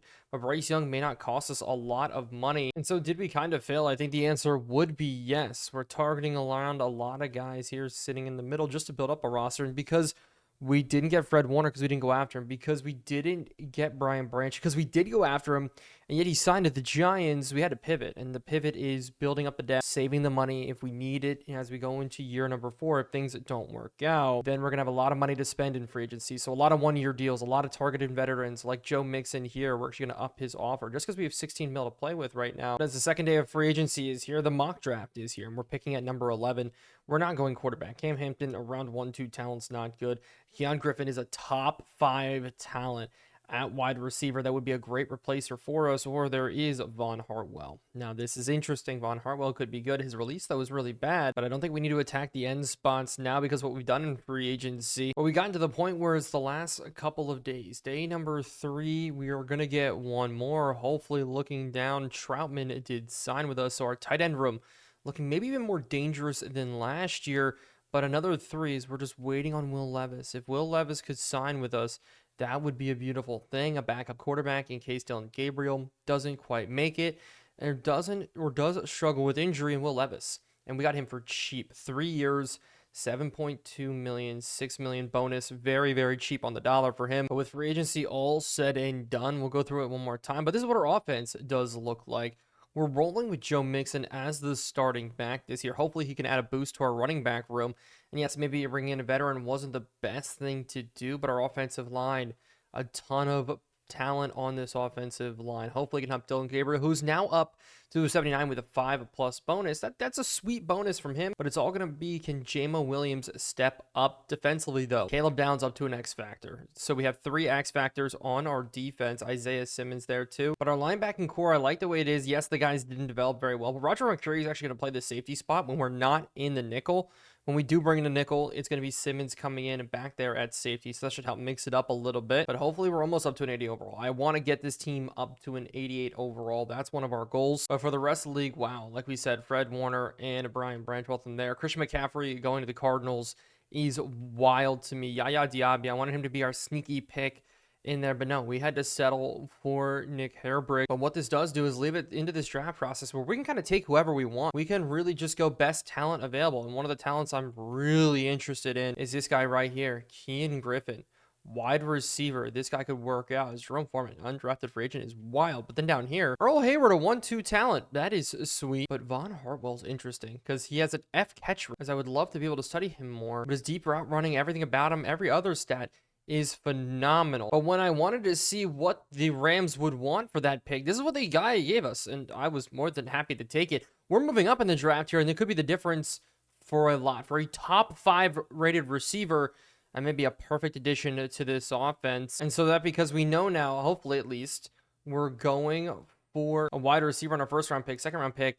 That's where we need the safeties to step up for us. And that's why we're going to look at some of the safeties here. And so we're going to go on these guys here. Whiteside's a little bit smaller. Cummins really knows how to play the inside well. Resume. But then it's Salas out of Michigan, a bigger safety. Think Kyle Hamilton type. Private workouts for all of these guys here as we're going to move forward. Strong safety, a big position for us. Somebody to play next Caleb Downs. Isaiah Simmons is not the guy of the future for the next 2 seasons. But with the Panthers struggling last year, only picking up 1 win, they go ahead and start with the left tackle to get not their quarterback because Bryce Young's gone. Whoever's going to be their backup quarterback, a little bit of help protecting. But we looked at the draft board a little bit. It was a ton of left tackles and right tackles and defensive linemen off the board early, as the Cardinals are going to not follow suit. They go quarterback in Cam Hampton, but it's all up to this here. Wide receiver off the board? No, it's Lions. And so for us, at the number 6 spot, we have to go with the top 5 receiver. Ken Griffin, a true number 1, number 2, maybe number 3, as we're going to take Kane Griffin here, and he's going to be our selection here. Trey Tucker, yes, he could be a wide receiver 3. Donovan Peoples-Jones, yes, he could be a number 3. But I feel like we're going to get a such better number 3 out of Griffin, at least for his rookie year. And so back-to-back years, we got a true value guy that's all the way up there. And look at the speed, agility, and more. Hidden Dev is huge. But the Dolphins, who are right in front of us, go Nigel Hendricks. So they were right in front of us. But the Rams go ahead and don't take a receiver. So Jaden Heck is actually the pick there. They were going to go Keon Griffin. And so that's going to be a big shakeup now on the draft boards. There's a wide receiver slowly falling. And that's actually the receiver that won the Heisman as he falls to the Chicago Bears. So now we're going to look on to the second round, or at least when our next pick is here. Not a lot of players off the board. A late second is when we do pick, but it was too late. All the safeties we were looking at are now off the board. So it does change things up a little bit. But maybe we still can go safety because Quincy Wilkins, looking at it right now, yes, see awareness, but both C's in man and zone coverage, good tackling, good hit power, and more. But also down here, better zone coverage out of Von Cox. He was actually high on the draft boards in the beginning. Awareness from him, good enough. Pursuit and more like a true safety type. Maybe Von Cox will be the guy here. And we're going to reach, but I do want to see wherever Quincy Wilkins goes. Von Cox also a scheme fit for us. And we're going to go ahead and draft him in this second round. As 12 in true value and a hidden dev. Oh my goodness. Safety spot. We just got our man. And so I'm very happy now with how we're setting 2 picks in the third round. But in the third round, I want to go running back. And Teague is good. But last time and every time we've looked at running back, things have fallen off for us. But through the scouting, I'm looking at this guy right here. Because A, break tackle, A, ball carry vision, B, carrying. Everything here looks really, really good in this stiff arm. The only problem, though, is he's not a power back. He's actually an elusive back. So that's where I get a little bit confused at this. So he could just be a very, very good elusive back. So we're going to go ahead and draft him. I think maybe could be a hit for us. 86. We drafted him at 75. Not too bad. Hidden depth, though, 84 speed. Oh, my goodness. Elusive back, he is not. With our other third-round pick, we're going to go with Jonathan Perez. I think another reach here. I think he could fit in our system well, but he is going to be a little bit of reach for us. So he can't hit every single time. We are finding that out. We'll move on now to the fourth round where we do have another pick right in the middle. But this is a perfect time where we can go ahead and pick Earl Hayward. We looked at him a little bit earlier as one of the guys who's sitting at a round 1-2 talent. We're going to go ahead and take him, and that'll allow us to then, if we want to move on from any other receivers, we can. Earl Hayward, welcome to the gang here. 32 in true value. So we have 3 guys in the top 32. As he looks like he could definitely be a roster maker. But we're going to try to hit it with one more running back here on a day 3. We need one of these guys to really, really pan out. And Earl Rucker, 149. It's an average pick from us. Nothing crazy. This guy can actually run, though, without tripping over his own 2 feet. But finishing up the draft, we're going to go with Ben Tompkins with a pick after. But Ben Tompkins is interesting because he had an A finesse move. And it's maybe somewhere where we can move him to the outside. With his speed in the middle, doesn't really strike me as an interior edge rusher. But we finish it off, it looks like, in the 6th round with a hidden dev tight end. Gilbert Lucas, and he's a big guy, only 6'3" though in height, so not the tallest in the world. But I was singling him down there, and his spec catch was actually at a B, so I thought maybe there's a chance that he could be a hidden development type of player. But I'm not mad with how this draft has gone for us. We do not pick in the 7th round, so everything's going to be all but over. And so we go to the draft recap right away. How did we do? 80 overall for Griffin, and then Von Cox is also a hit. He's going to be starting right away as well. Collins at a 71 isn't bad. Hayward at a 74. He's plug and play over some of those other receivers. A little bit of a couple misses down here. Jonathan Perez, not bad. So definitely not bad at that. We have to adjust the roster a bit. But it's all over for the preseason. And it's going to be Will Levis. 81% completion percentage is nuts. But we still are rocking with Dylan Gabriel. He's our starter. Running the football between these two. And these numbers are abysmal. We're looking for a running game that's going to be better this year. Wide receiver wise. We spread the ball out a little bit. But it's going to be weird without Adams there. But defensively, we had the best news ever. Caleb Downs is good, but our boy down here, Cox, I used it. I saw enough. I revealed his dev trait because I wanted to see if we really want to put him. If he's a star, okay, but if he was anything better, that would be awesome, and he was a superstar. But Griffin's going to be a wide receiver number 2. Williams going to be wide receiver number 3. Griffin, if he's that good, if he's an 80 overall, I think that's going to be a big difference maker. Warren still at 82 overall. I need him to develop even better. But on the defensive side of the football, you see it over here, Cox. He's going to be going from that backup now to that starting spot. We have the best 2 safety duo now in the league. Corners, always very, very good. Herbrig is a big difference maker. We're going to need him to play well for us. But as I go to free agency and see who got released, it's funny. That's a familiar face, Hassan Reddick.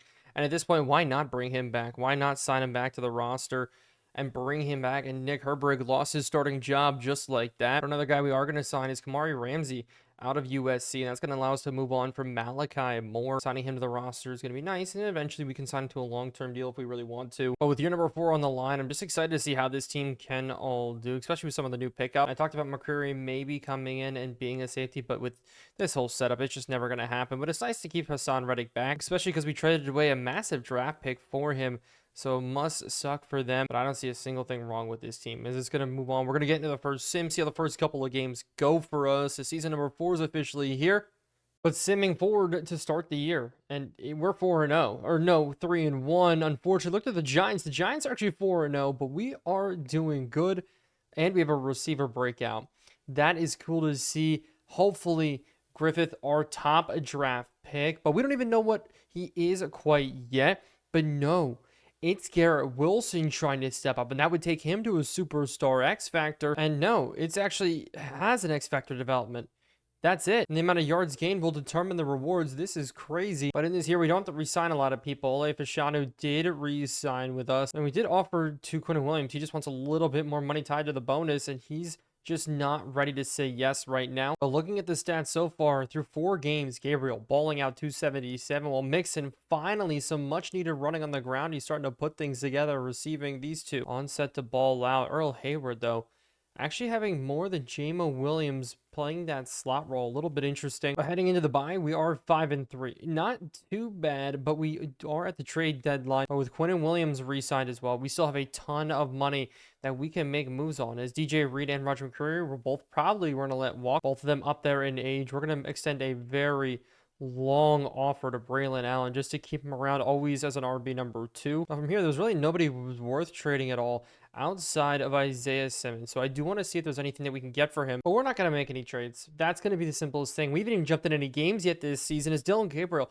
second player of the week coming from him, which is huge. But we're going to hold the line here, and hopefully it all works out. But with the mock drafts coming out, I'd love to see who they have us taking, at least what position they have us taking. Because for me, I think it's going to be corner. Outside of one, we don't really have a need. Is Jonathan Guerrero interesting there? A center? Don't think that's the right move for us. In mock draft number 1, looking through, it did have us taking a left tackle.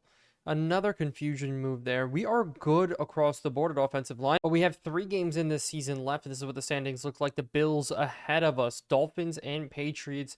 Wins against both of them would be nice. So those are the 2 games that we are going to jump into no matter what. But with 3 games left in the season, it's nice to see how well he has played.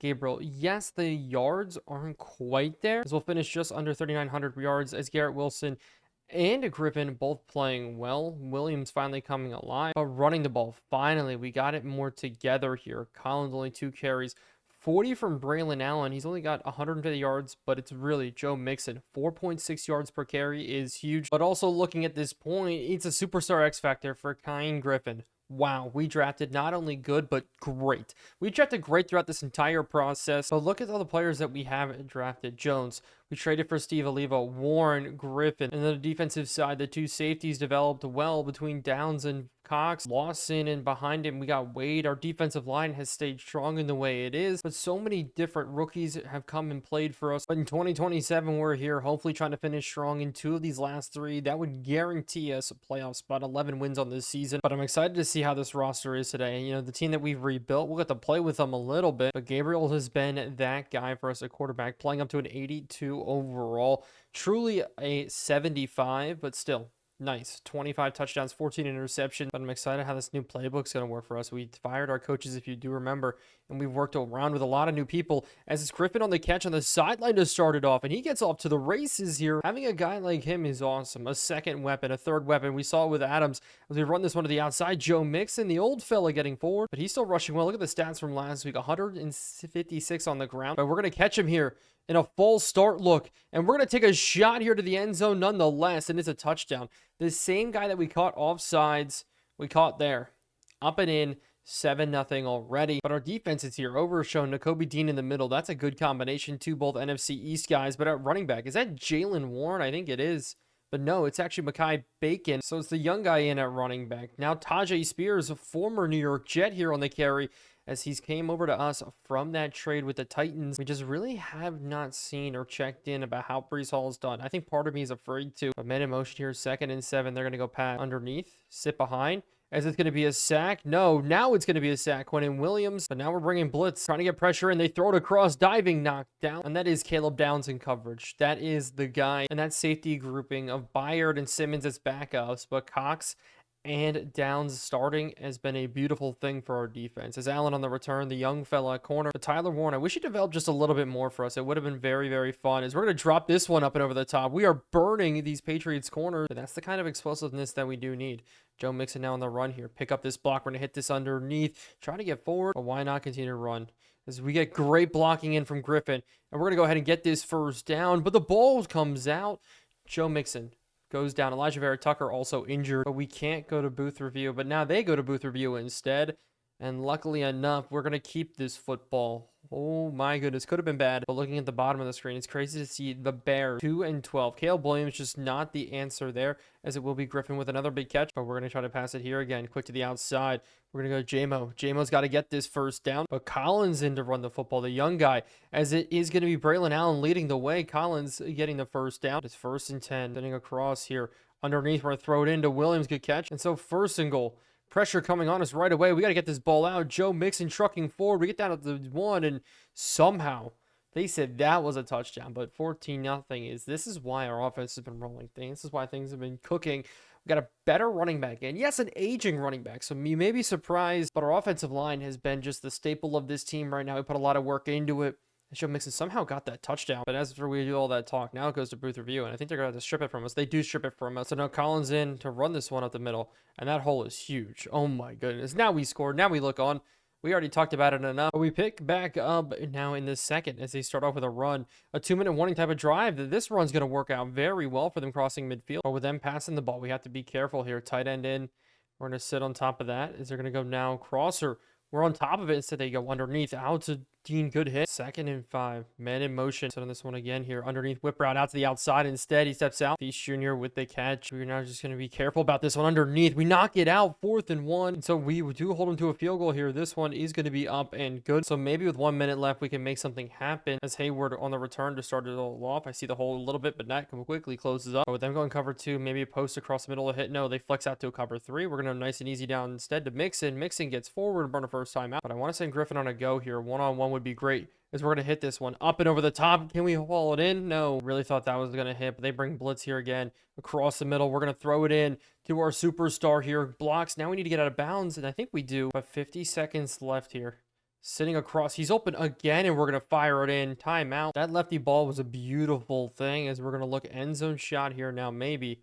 As J-Mo, we need him run away here, but no, it's not going to work. So now we're going to go for verticals here again. As hit it up and over the top. I see him. This is caught in, touchdown again, and we are looking very, very good here. But really, that's it. Is in the second half, not much happened. We were able to put together some more good drives. Jumping in worked in our benefit, and because of this, we just now get to 10 wins on the season. The Dillon Gabriel experiment working out better this year than maybe I even expected. I had my eyes set on a quarterback just in case, but I'm all for it. But now we might have to change it up because of this win. Now that I'm thinking, the Bills, we have the series tied with, and I think the Cowboys pose more of a threat than the Miami Dolphins do. Yes, the Cowboys aren't really in a great spot this year, 5-10, but they're a much better team. And so we have to jump in, and Aubrey's going to be kicking this one away. We're going to go ahead and have to return this one. It's going to start with Hayward.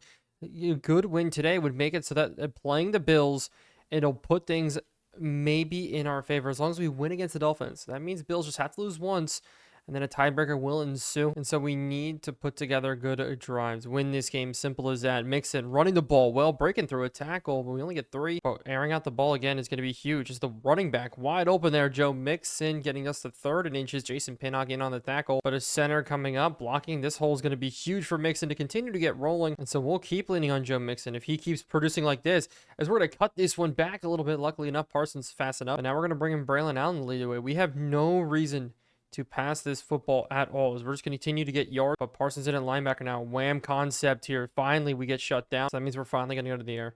Sit underneath. Look at it. We're throwing it underneath. Not going to be caught. So we have to pass this one here. As we're going to take this one up and over the top. Can we foil it in? And Griffin, what a catch in the seam. And so perfect look here. Crosser back to Griffith again. And we're in for a touchdown. He is so good.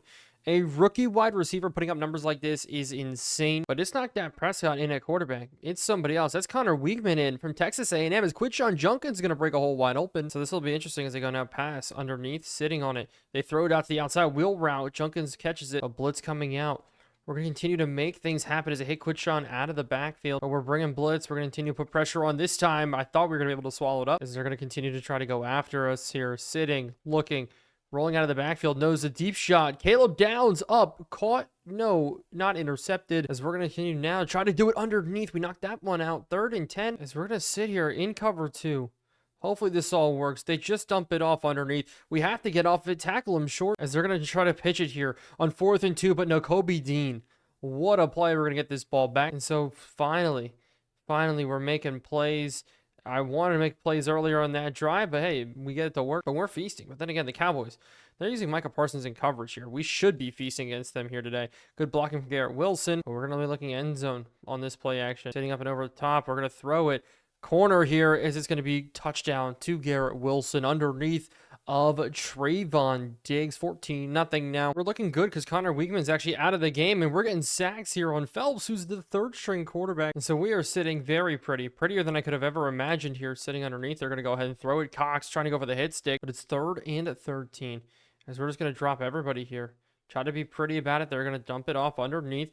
We actually missed that tackle. They're going to go for this. We're not sitting in a good look. I don't know what our defensive tackle is doing in the middle as they go play action here. And we got him running. He throws it underneath, and it's actually knocked down, and we did win this game. But 16-28 is the final score in this one.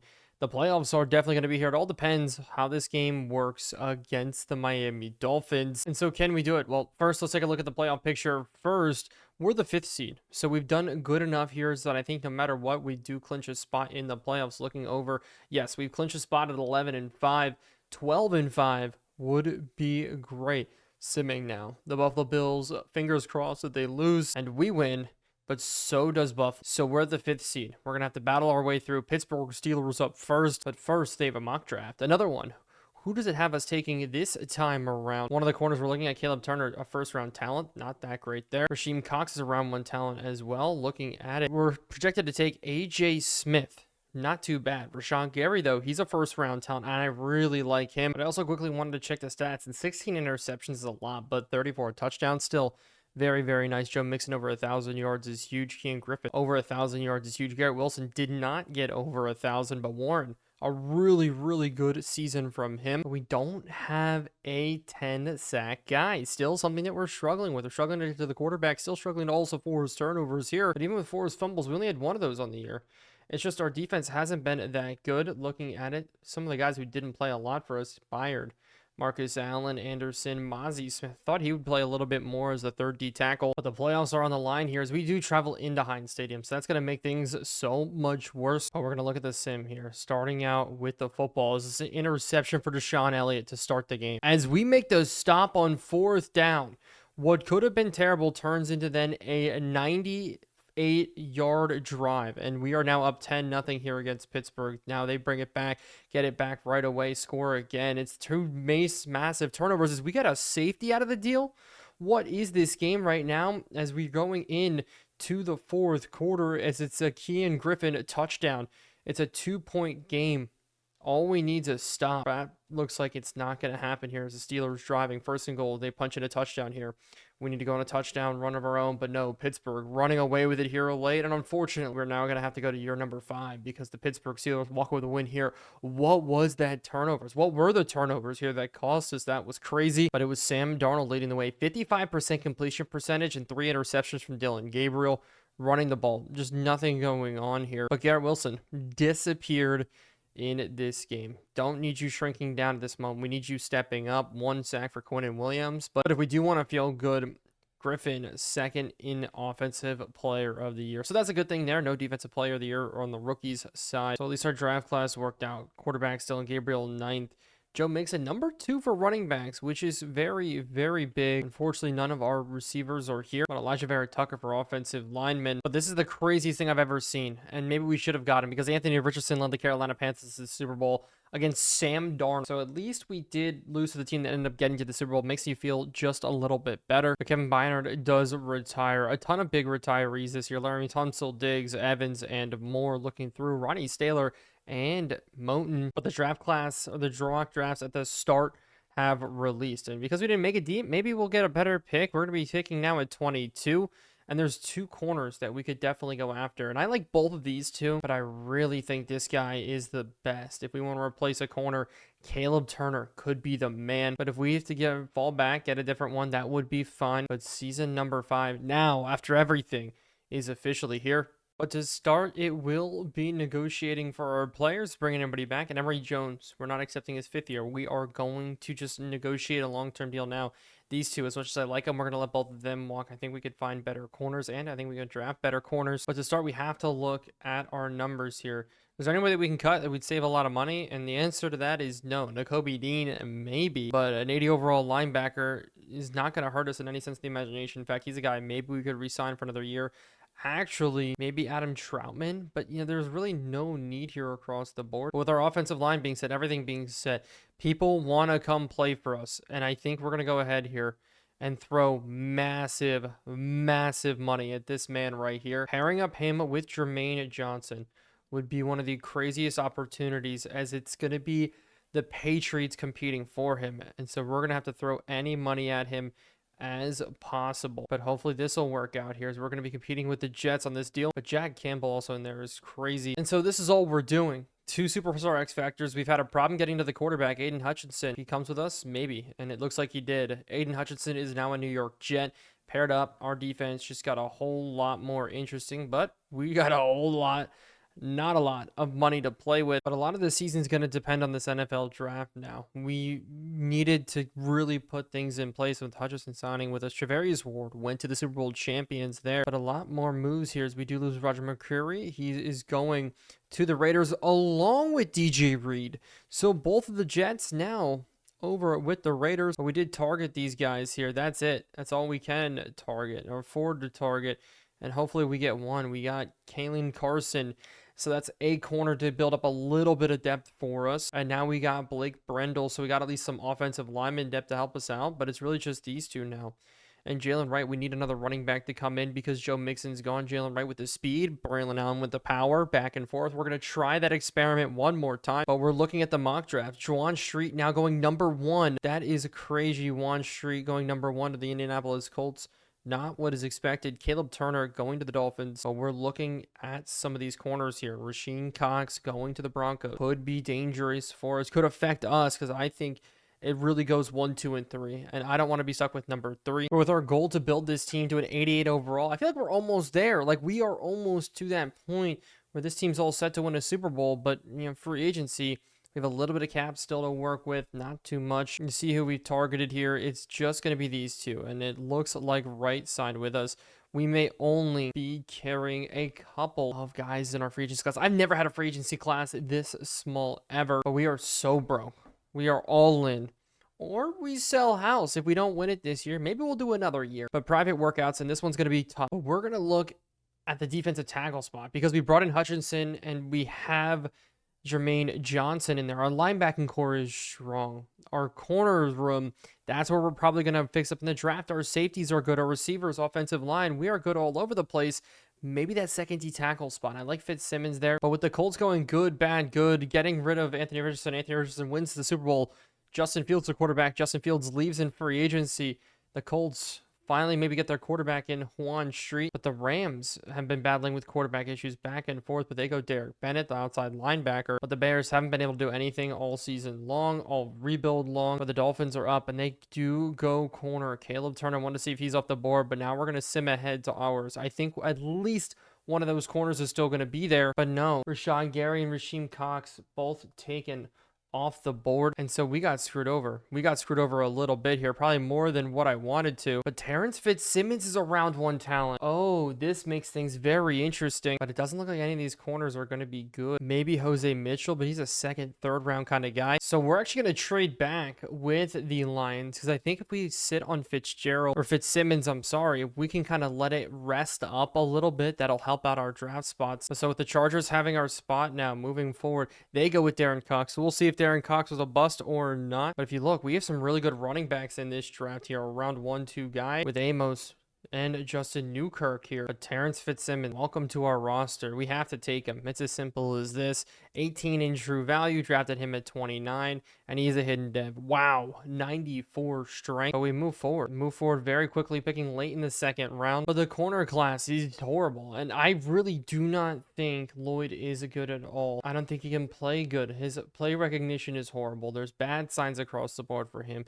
But we need to build up our secondary, and so we may have a guy like Deion Collins come in and have to play more of a flex role. And at 206, 5'10", maybe he's the answer there, but he's got good zone, got great coverage ability. But that's why I like him. I want a hybrid guy. But because we might have him playing corner, I think Tracy Vaughn may be the better one. And yes, the awareness is a B, but he's very good on everything else except for block shedding. So we need him playing in the box. If we need him playing nickel, but we're going to take him. Dean Collins. Hopefully he works out. Hopefully he's a great selection for us. We need this to be a hit. 19 in true value. Normal development, I'll take it, but 19th in true value is massive.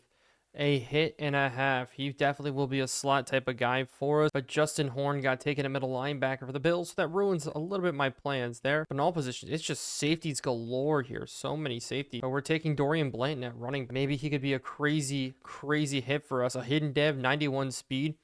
I'm not going to be mad at that. But in the third round, we're going to go with another defensive tackle just to build up that D-line a little bit more. Collins a little bit fast. Could be a good hit for us, and he is. 44 in true value and the strongest guy in this draft class. So decent pick there. Maybe he could develop well. But just to build out our quarterback room, because we only have 2 on the board right now, we're going to take Marco Cruz.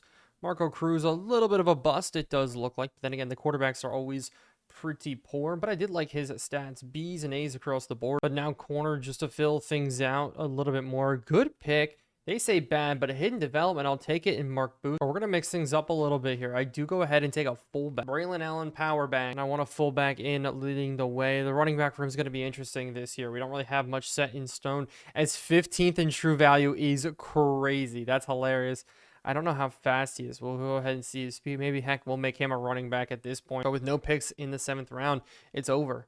That's our draft. Simple as that. And we dropped not to an 88 overall. That sucks. But in this draft, we hit again across the board. Colin in the 3rd round. A 74 overall is huge. Mark Booth, even sitting at a 69 overall, is good. Only bad pick was our quarterback, is Windsor. Wow, 76 overall. What's his speed on him? 76, almost as fast as one of the running backs we drafted. But Lorenzo Johnson, one of the safeties I was looking at, is actually an 80 overall. But we traded that pick with the Chargers. They took that corner. How good is he? 75 overall. Is he hidden development? He is hidden. And just for my own psyche, I do want to look at this. I want to see how good he is. We're going to go ahead and see is he's a superstar. Awesome, great, but we don't know how good ours is on the interior. Maybe he could be a superstar. And so hopefully our secondary can be good in year number 5, at least good enough. But with the preseason looming here, we're just going to sim through straight to the bye. One thing we are keeping an eye on, though, is any corners that will make themselves available, whether via trade or whatnot. Our team is still very, very good, but so far the trade deadline or trade block just not showing anybody I'm really, truly interested in. But on this season, this is who we're trying to upgrade. We're spending time on our 2 defensive tackles, but then we have to put Braylon Allen back there. If he's going to be our starting running back, I have to put some effort into training him up. Marcus Allen, drafted last year. He needs to also get some work. We need our offense to hit hard. We need our offense to hit right. But this is something I didn't expect to go through. Quinnen Williams, traded. I was taking a look at his contract. I hit make trade just in the thought that this wouldn't get traded, see how well this could work. But I needed another corner, and we needed to find somebody that could play well for us.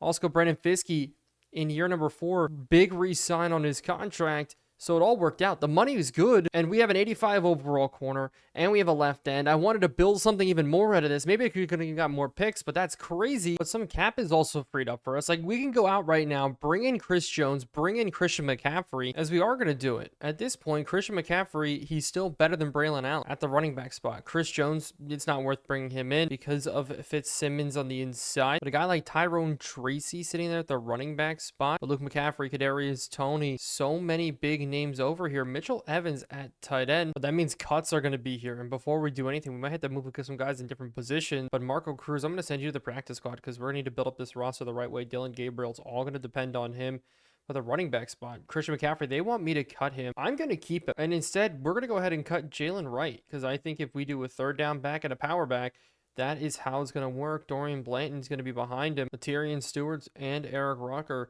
both of them are going to be gone. We're going to roll with these 4 running backs. And we have ourselves our little fullback. 90 lead block is nuts. But we need one more guy to cut. And unfortunately, I'm going to keep Mozzie Smith. And it's going to be Marcus Collins instead, who will be moved down to the practice squad at his speed. We have our fullback in. But we do have a trade offer for Wade here. Keaton Wade, if we move him, that'd be interesting. As people are going to throw, is it's another star dev corner. That would be weird. But continue to look through. Rack and Straw, no. I don't think we're going to make any of these big moves. But heading into year number 1, this is what we're going to be rolling with again here. Christian McCaffrey, Braylon Allen, Blanton there at running back. Both of these 2 guys have dropped down from X Factor to Superstar. That's fine. That's not going to kill us too much. Our tackles have developed really well. Our offensive line's developed really well. Our offensive line is undefeated. Never lost. LeVar Ball style, very, very good. And our defense, this in the middle. Yes, we lost one superstar in Quinnen Williams, but bringing in Brandon Fiske instead allowed us then to bring in Matthews as well. So our cornerback room got very good. Vox still sitting back there. Our linebacking core has not changed, will not change. But having Aiden Hutchinson coming off the edge, we need sacks. We desperately need sacks. And that is a simple fact there. We're going to jump into the sim, start year number 5, and hopefully it all works out. But we're 4-0 and better than expected. And we play another 4-0 team, and we maybe are on track to become a very good squad. Look at that. Points per game, passing yards allowed, rushing yards allowed, points allowed 14.5 is nuts. But against the Baltimore Ravens, will we go ahead and win it? The answer to that one, probably. I think that we're in a good enough spot where we can beat them. We beat them the last 2 years, but no, we did lose, and that's okay. That's fine. We're allowed to lose games here, but we have a very good roster. 87 across the board. We're almost there to an 88. We don't have a lot more time to do it. Do we push to complete the challenge? Maybe it's just our guys getting overall boosts like Griffin, who he's up to an 86 overall now.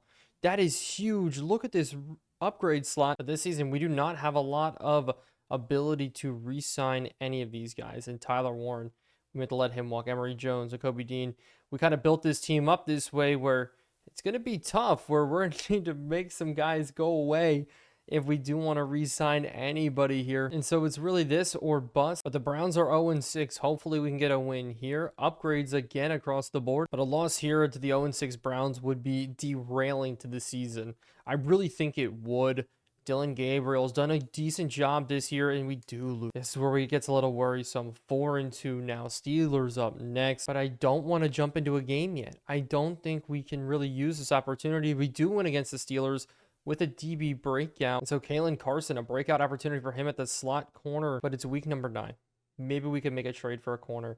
It's going to be interesting. But at the deadline, we're buying. And we're buying another corner. Investing into our defense here. And so we're out money, out picks.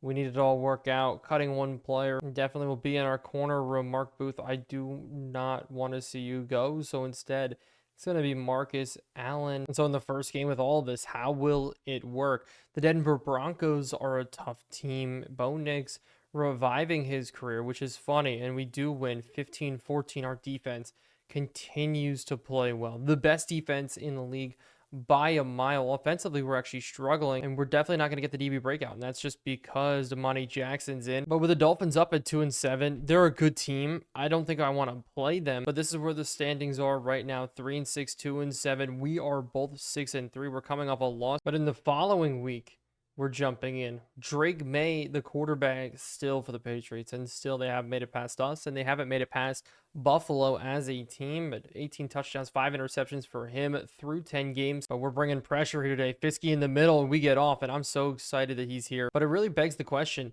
with him gone, with Quinnen Williams gone, did we really make a better choice? This pass the outside is going to get caught because the fact we got, yes, maybe -3 to the overall, the defensive line. We did so well in the development of some other positions like that corner spot, but we do not hold him short. But with Cox in, we're going to bring blitz here, and that's Tajay Spears. And if you remember, Tajay Spears was formerly with us, as we do hold him up on this. Jermaine Johnson still kicking with us. He's been here every single year, a staple of this D-line, but he's just never a big sack getter, and that's what I really want out of him. I needed a sack getter. We just never got it. But Jackson in the middle. They're going to go underneath instead. This is going to be a first down. No, 3rd and inches. But I formation here. Will they try to run it? And they do. And we don't make the stop. No, maybe Cox does, but Brooks does get it. Oh, Caleb Downs. They're going to run this run stretch play to the outside. Cox can't make the play there. It's a big one for Matthews. Good hit, but it's another first down. And so I wanted to see how this team would produce. And it's been interesting, to say the least here, as he was so open. But thank goodness Overshown's there to make the play up the seam. Bad coverage. You see Fitzsimmons, Fiske, Hutchinson, Jermaine Johnson, interior. It is disgusting as they're going to go run again here. We need to run off of it, and we do with Lawson. And so we're going to do cover 3. Drop with Downs, playing sub linebacker for us now. I didn't realize how truly strong he was as they go screen. We just need to get out there. We get sucked in a little bit, but we hold him short, 38-yard line. A couple more yards, it would have been a field goal. But no, Nichols in to punt this ball away, and they're going to try to pin us deep, and they're going to do a very good job at it. So Dylan Gabriel is going to be coming out. How is he doing this season? The interception numbers have been rough from him here and there, but he's done a decent job. I'll give him that. This year, though, 19 touchdowns, 13 interceptions, 2,600 yards. So over an interception a game. That's not what we want to see. The Dylan Gabriel experiment is not working. Christian McCaffrey, excited about him in running back, because we're going to run it up the middle with him. Try to hit this hole. And Christian McCaffrey off to the races here. He's got 11. It's so cool to see him go crazy for us. As we're going to scramble out here, roll out, dump this one off nice and easy to Garrett Wilson. But now play action. 2nd and 3. We're going to dump this one off. Mayer, get up the field. And so it's 3rd and 4. We have to go ahead and hit this one. It's going to be Tyler Warren with the catch. Tyler Warren getting up the field, but underneath, maybe Garrett Wilson again. No, this one's bleeding out. We're going to hit this one up and over the top. The corner route doesn't work, so it's a little bit dysfunctional here. Wanted to get it to work. We're going to roll out, set our feet underneath, get a couple of yards, but it's 3rd and 9. Have to pick this one up, have to roll, scramble, throw it underneath to Christian McCaffrey. We don't get anywhere. Didn't want to put the ball too much up, but this is looking good. I mean, defensively, this is why we are one of the best defenses in the league. They throw this one underneath. Overshown tries to go for the hit. We do bring him down, but 3rd and 5. Have to get ourselves off the field here. Drake May scrambling, dumps this one off to the big fella. We missed the tackle here. They're running down the sideline, as we're going to bring a ton of pressure here. They go stretch play to the outside. It should be an easy fill, but we're going to be bringing pressure here. They go run again, and this one opens up for Tajay Spears to get all the way inside the 20. We're going to leave Sauce Gardner out there on an island, as they're going to go one-on-one here, scrambling, looking. We got Drake May. It's Aiden Hutchinson getting in, but we're going to keep bringing pressure. Keep bringing blitzes underneath. They're going to go to the outside. We just need to make a tackle, but maybe this pressure is going to help us. Maybe we can knock them out of field goal range here in this game. Underneath, maybe. Pressure's on again, and we get him out, and we just knocked him out of field goal range thanks to the blitzes. Luckily, we did get ourselves in this position. It's the 2nd quarter, 8 minutes left. They're going to pin us deep once again. We're going to go another long drive, but we're going to do it with Christian McCaffrey. A run here. We're going to hit this one up the middle a little bit, but we're bringing man in motion out to the outside. He's going to go straight to the flats here. Sitting underneath, we're going to dump it off. Nice and easy to Christian McCaffrey. Get himself up the field. He's got 20. As it will be down to the outside. We're going to look for it. No. This one doesn't work. We have to throw this ball away. Did we run ourselves back into the tackle box? Oh, it looks like we did. This is bad. And so we need to look now. Get it back up. Sitting underneath is this ball. We don't get it out. There's no high safety here. And this is where this can get interesting. Blitz coming. And we just try to get it out quick. But no, we force us to punt again. And so this is really how this game is going right now. They hit this on the wheel route. And it's caught against Caleb Down. But Tajay Spears in the running back. They're going to go quick to the air. Underneath. Slant route backside. It's caught. But it's 2nd and 1. They did jump. So they're going to get backed up. But it's 2nd and 6. Sitting underneath out to the outside. Do we hold them short of the first down? No. Thought we were gonna be able to make it work. Not the case. They go pass play again here, rolling across. They throw it the other way, and we don't lock on. It's gonna be Matthews making the tackle. They're gonna go ahead and here now run this one as we do bottle it up, but they're not gonna run it again here. They're gonna sit. We're rolling out to the outside. He steps out, but that's about field goal range for them. So this is where it gets a little interesting. Sitting to the outside is they're gonna have that one nice and easy. They're gonna get up the field more. So this is not the look here. Ready to put this one in. Oh, we were sliding for the quarterback, but Tajay Spears breaking tackle, but it's 2nd and 3. Now looking a scramble out here. We get a sack, and so now we're sitting on it. They go screenplay. We're just getting over. We're just gonna make the play, make the hit, not force, but it still will be a field goal. We're gonna burn a timeout. No points in this first half, and so the field goal will be up and good. 3-0. We got to go to push the ball, but 1st and 10. Time to go to work here. Underneath, we're gonna give it quick out to Griffith. He's got up the field. We're gonna go hurry up. Slot fade up the field. Griffith 1-on-1 here.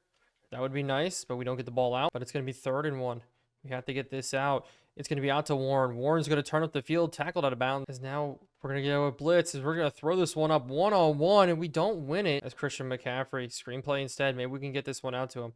He's got a lot of room to run here. We're just going to take it out of bounds. But underneath, we got to keep this drive rolling, as it will be nice and out easy to Tyler Warren. We're going to burn the timeout. But Garrett Wilson's 1-on-1 over there, kind of on an island.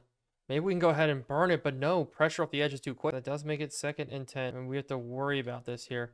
Sitting across, and we just know the pressure is still getting to us. I just hope this corner comes open here, as we're just going to scramble out. And we're going to throw it over his head here. No, it's an interception. A bad play there. And so in the second half, we start with the football, and we just can't get anything rolling on offense. That one's, we just need to get it rolling. But we're going to go quick out, I think, to Griffith here. We're going to hit this against, they bring the blitz to the outside.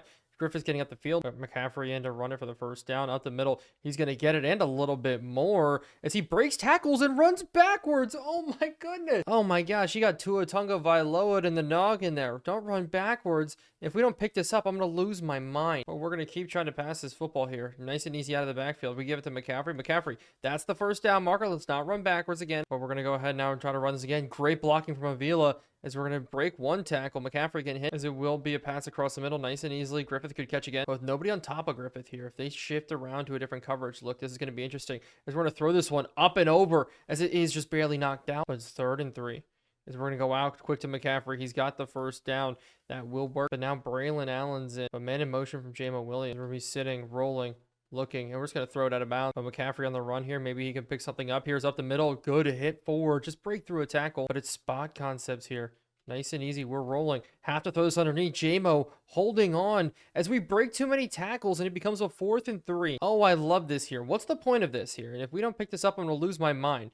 Griffith, thank goodness we picked this up. But this is an important win for us. 8 and 3 is huge, as we're going to step up in the pocket, run with Dylan Gabriel. Can't get through, but this has took up so much of our time, as we're going to go quick out now. Warren trucking through one. No, the 3rd and 5, but it's 3rd and 5. Sitting up, we're going to run again. Dylan Gabriel. We get a couple of yards, 4th and 4, but this is big. 4th and 4. All said and done here. We got to get the ball out, and we take a shot. We don't get, after everything, we took 7 minutes off the clock, and so we're getting after Tajay Spears, hopefully here. They go pitch play to the outside. We got to give Chase Simmons good tackle, but they're going to go pass play here. This is crazy. Across the middle, we try to go break it up, and we do. 3rd and 7. We just need to make the play. Sitting across. They're going to go up the seam. We knock it down again. And we're trying to bring a block here. Cox coming off the edge. That's not going to happen. Christian McCaffrey back to return is huge, as it will now be a good return past the 40. And we're going to get into the 46-yard line. Bench concept here. We're going to go quick out to Mayer. Mayer, good catch. Go down 9 yards. But we're struggling. And they bring blitz again. We just get the ball out.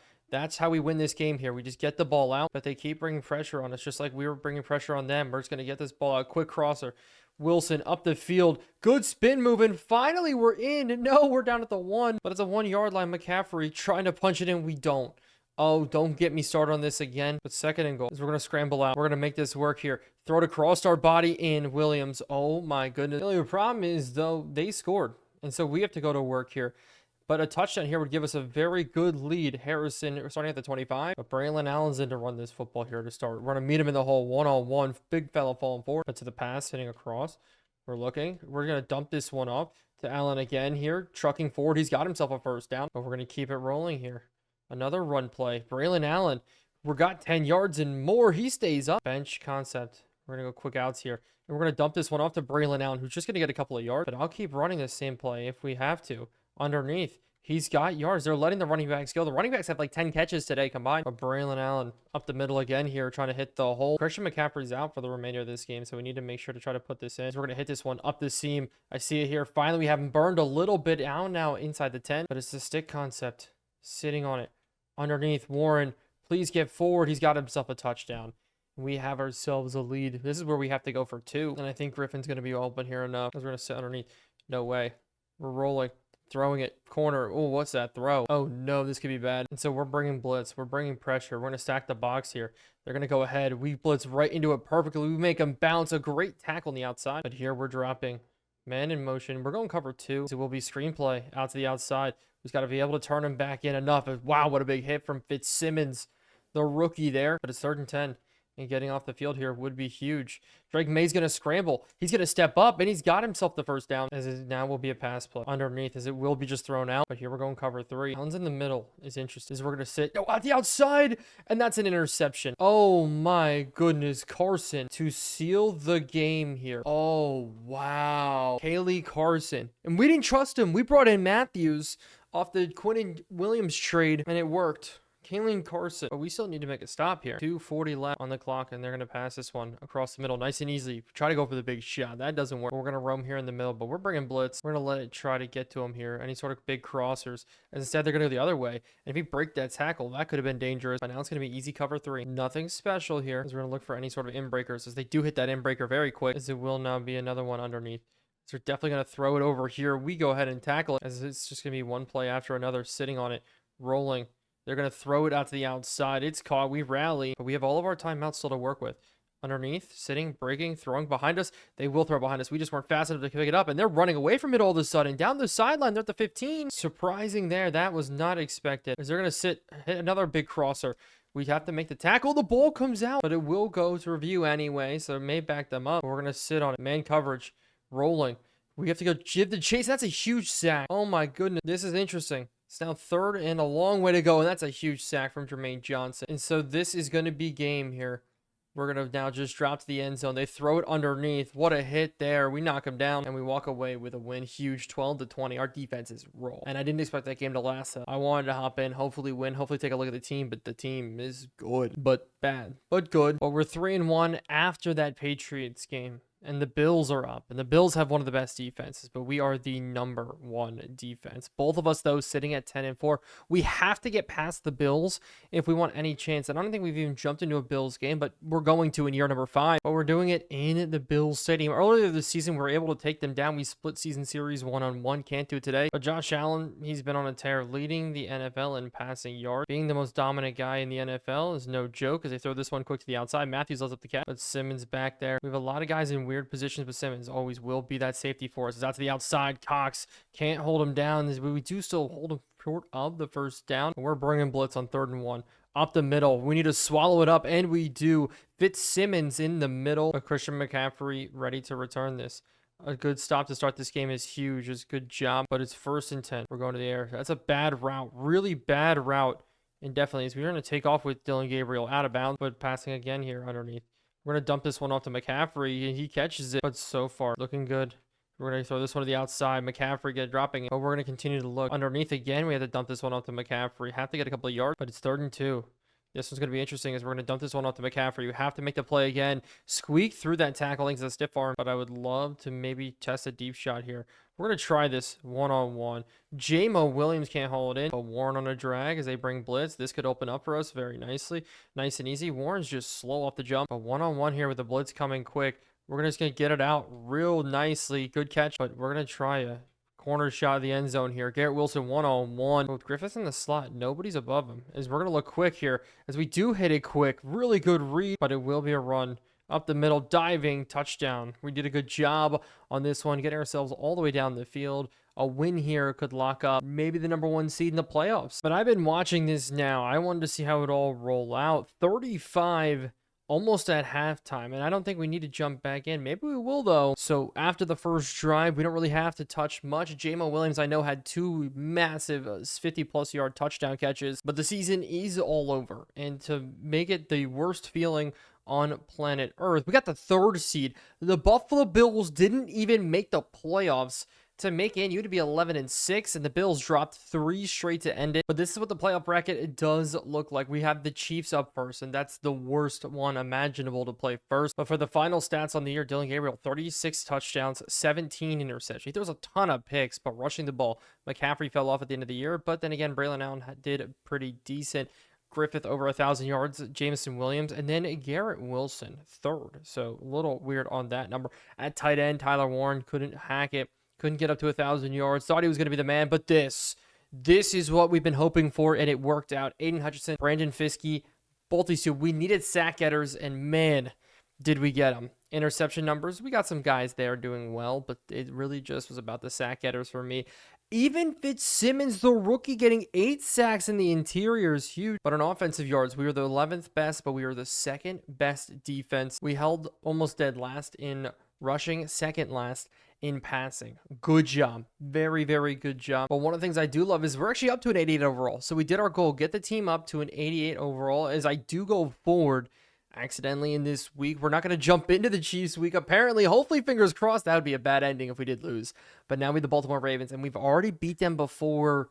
Maybe we could do it again. But the divisional is here, and it's Roquan Smith still there. Lamar Jackson still there. All the guys that they know still leading the helm. Dillon Gabriel, we need a win in this game very, very badly. But we go to the sim, and it's as simple as this. We just have to watch Baltimore starting with the football, driving down. They get 3. We return with a good drive of our own. We match with 3. So a good first quarter for both teams here. Our defense is one of the best in a reason, but that drive all over the place. As we go backwards multiple times, the Ravens score quickly. The 3rd quarter is now here. We need a touchdown. We need to put together something, but the Ravens still can't find the end zone in their own right. The 4th quarter now coming. We tie up this football game, but the drive here from the Bengals. I said Bengals, I meant Ravens as they punted away, and we go ahead. Have to watch this. And so the drive is going to be here to get into the AFC Championship game. First time with Dillon Gabriel, as he's going to go ahead here, take the snap, lefty look out to the outside. Tyler Warren getting to the field, but Christian McCaffrey in at running back. This is going to be good. Maybe hand off the football here. Don't do anything stupid. No, we go play action.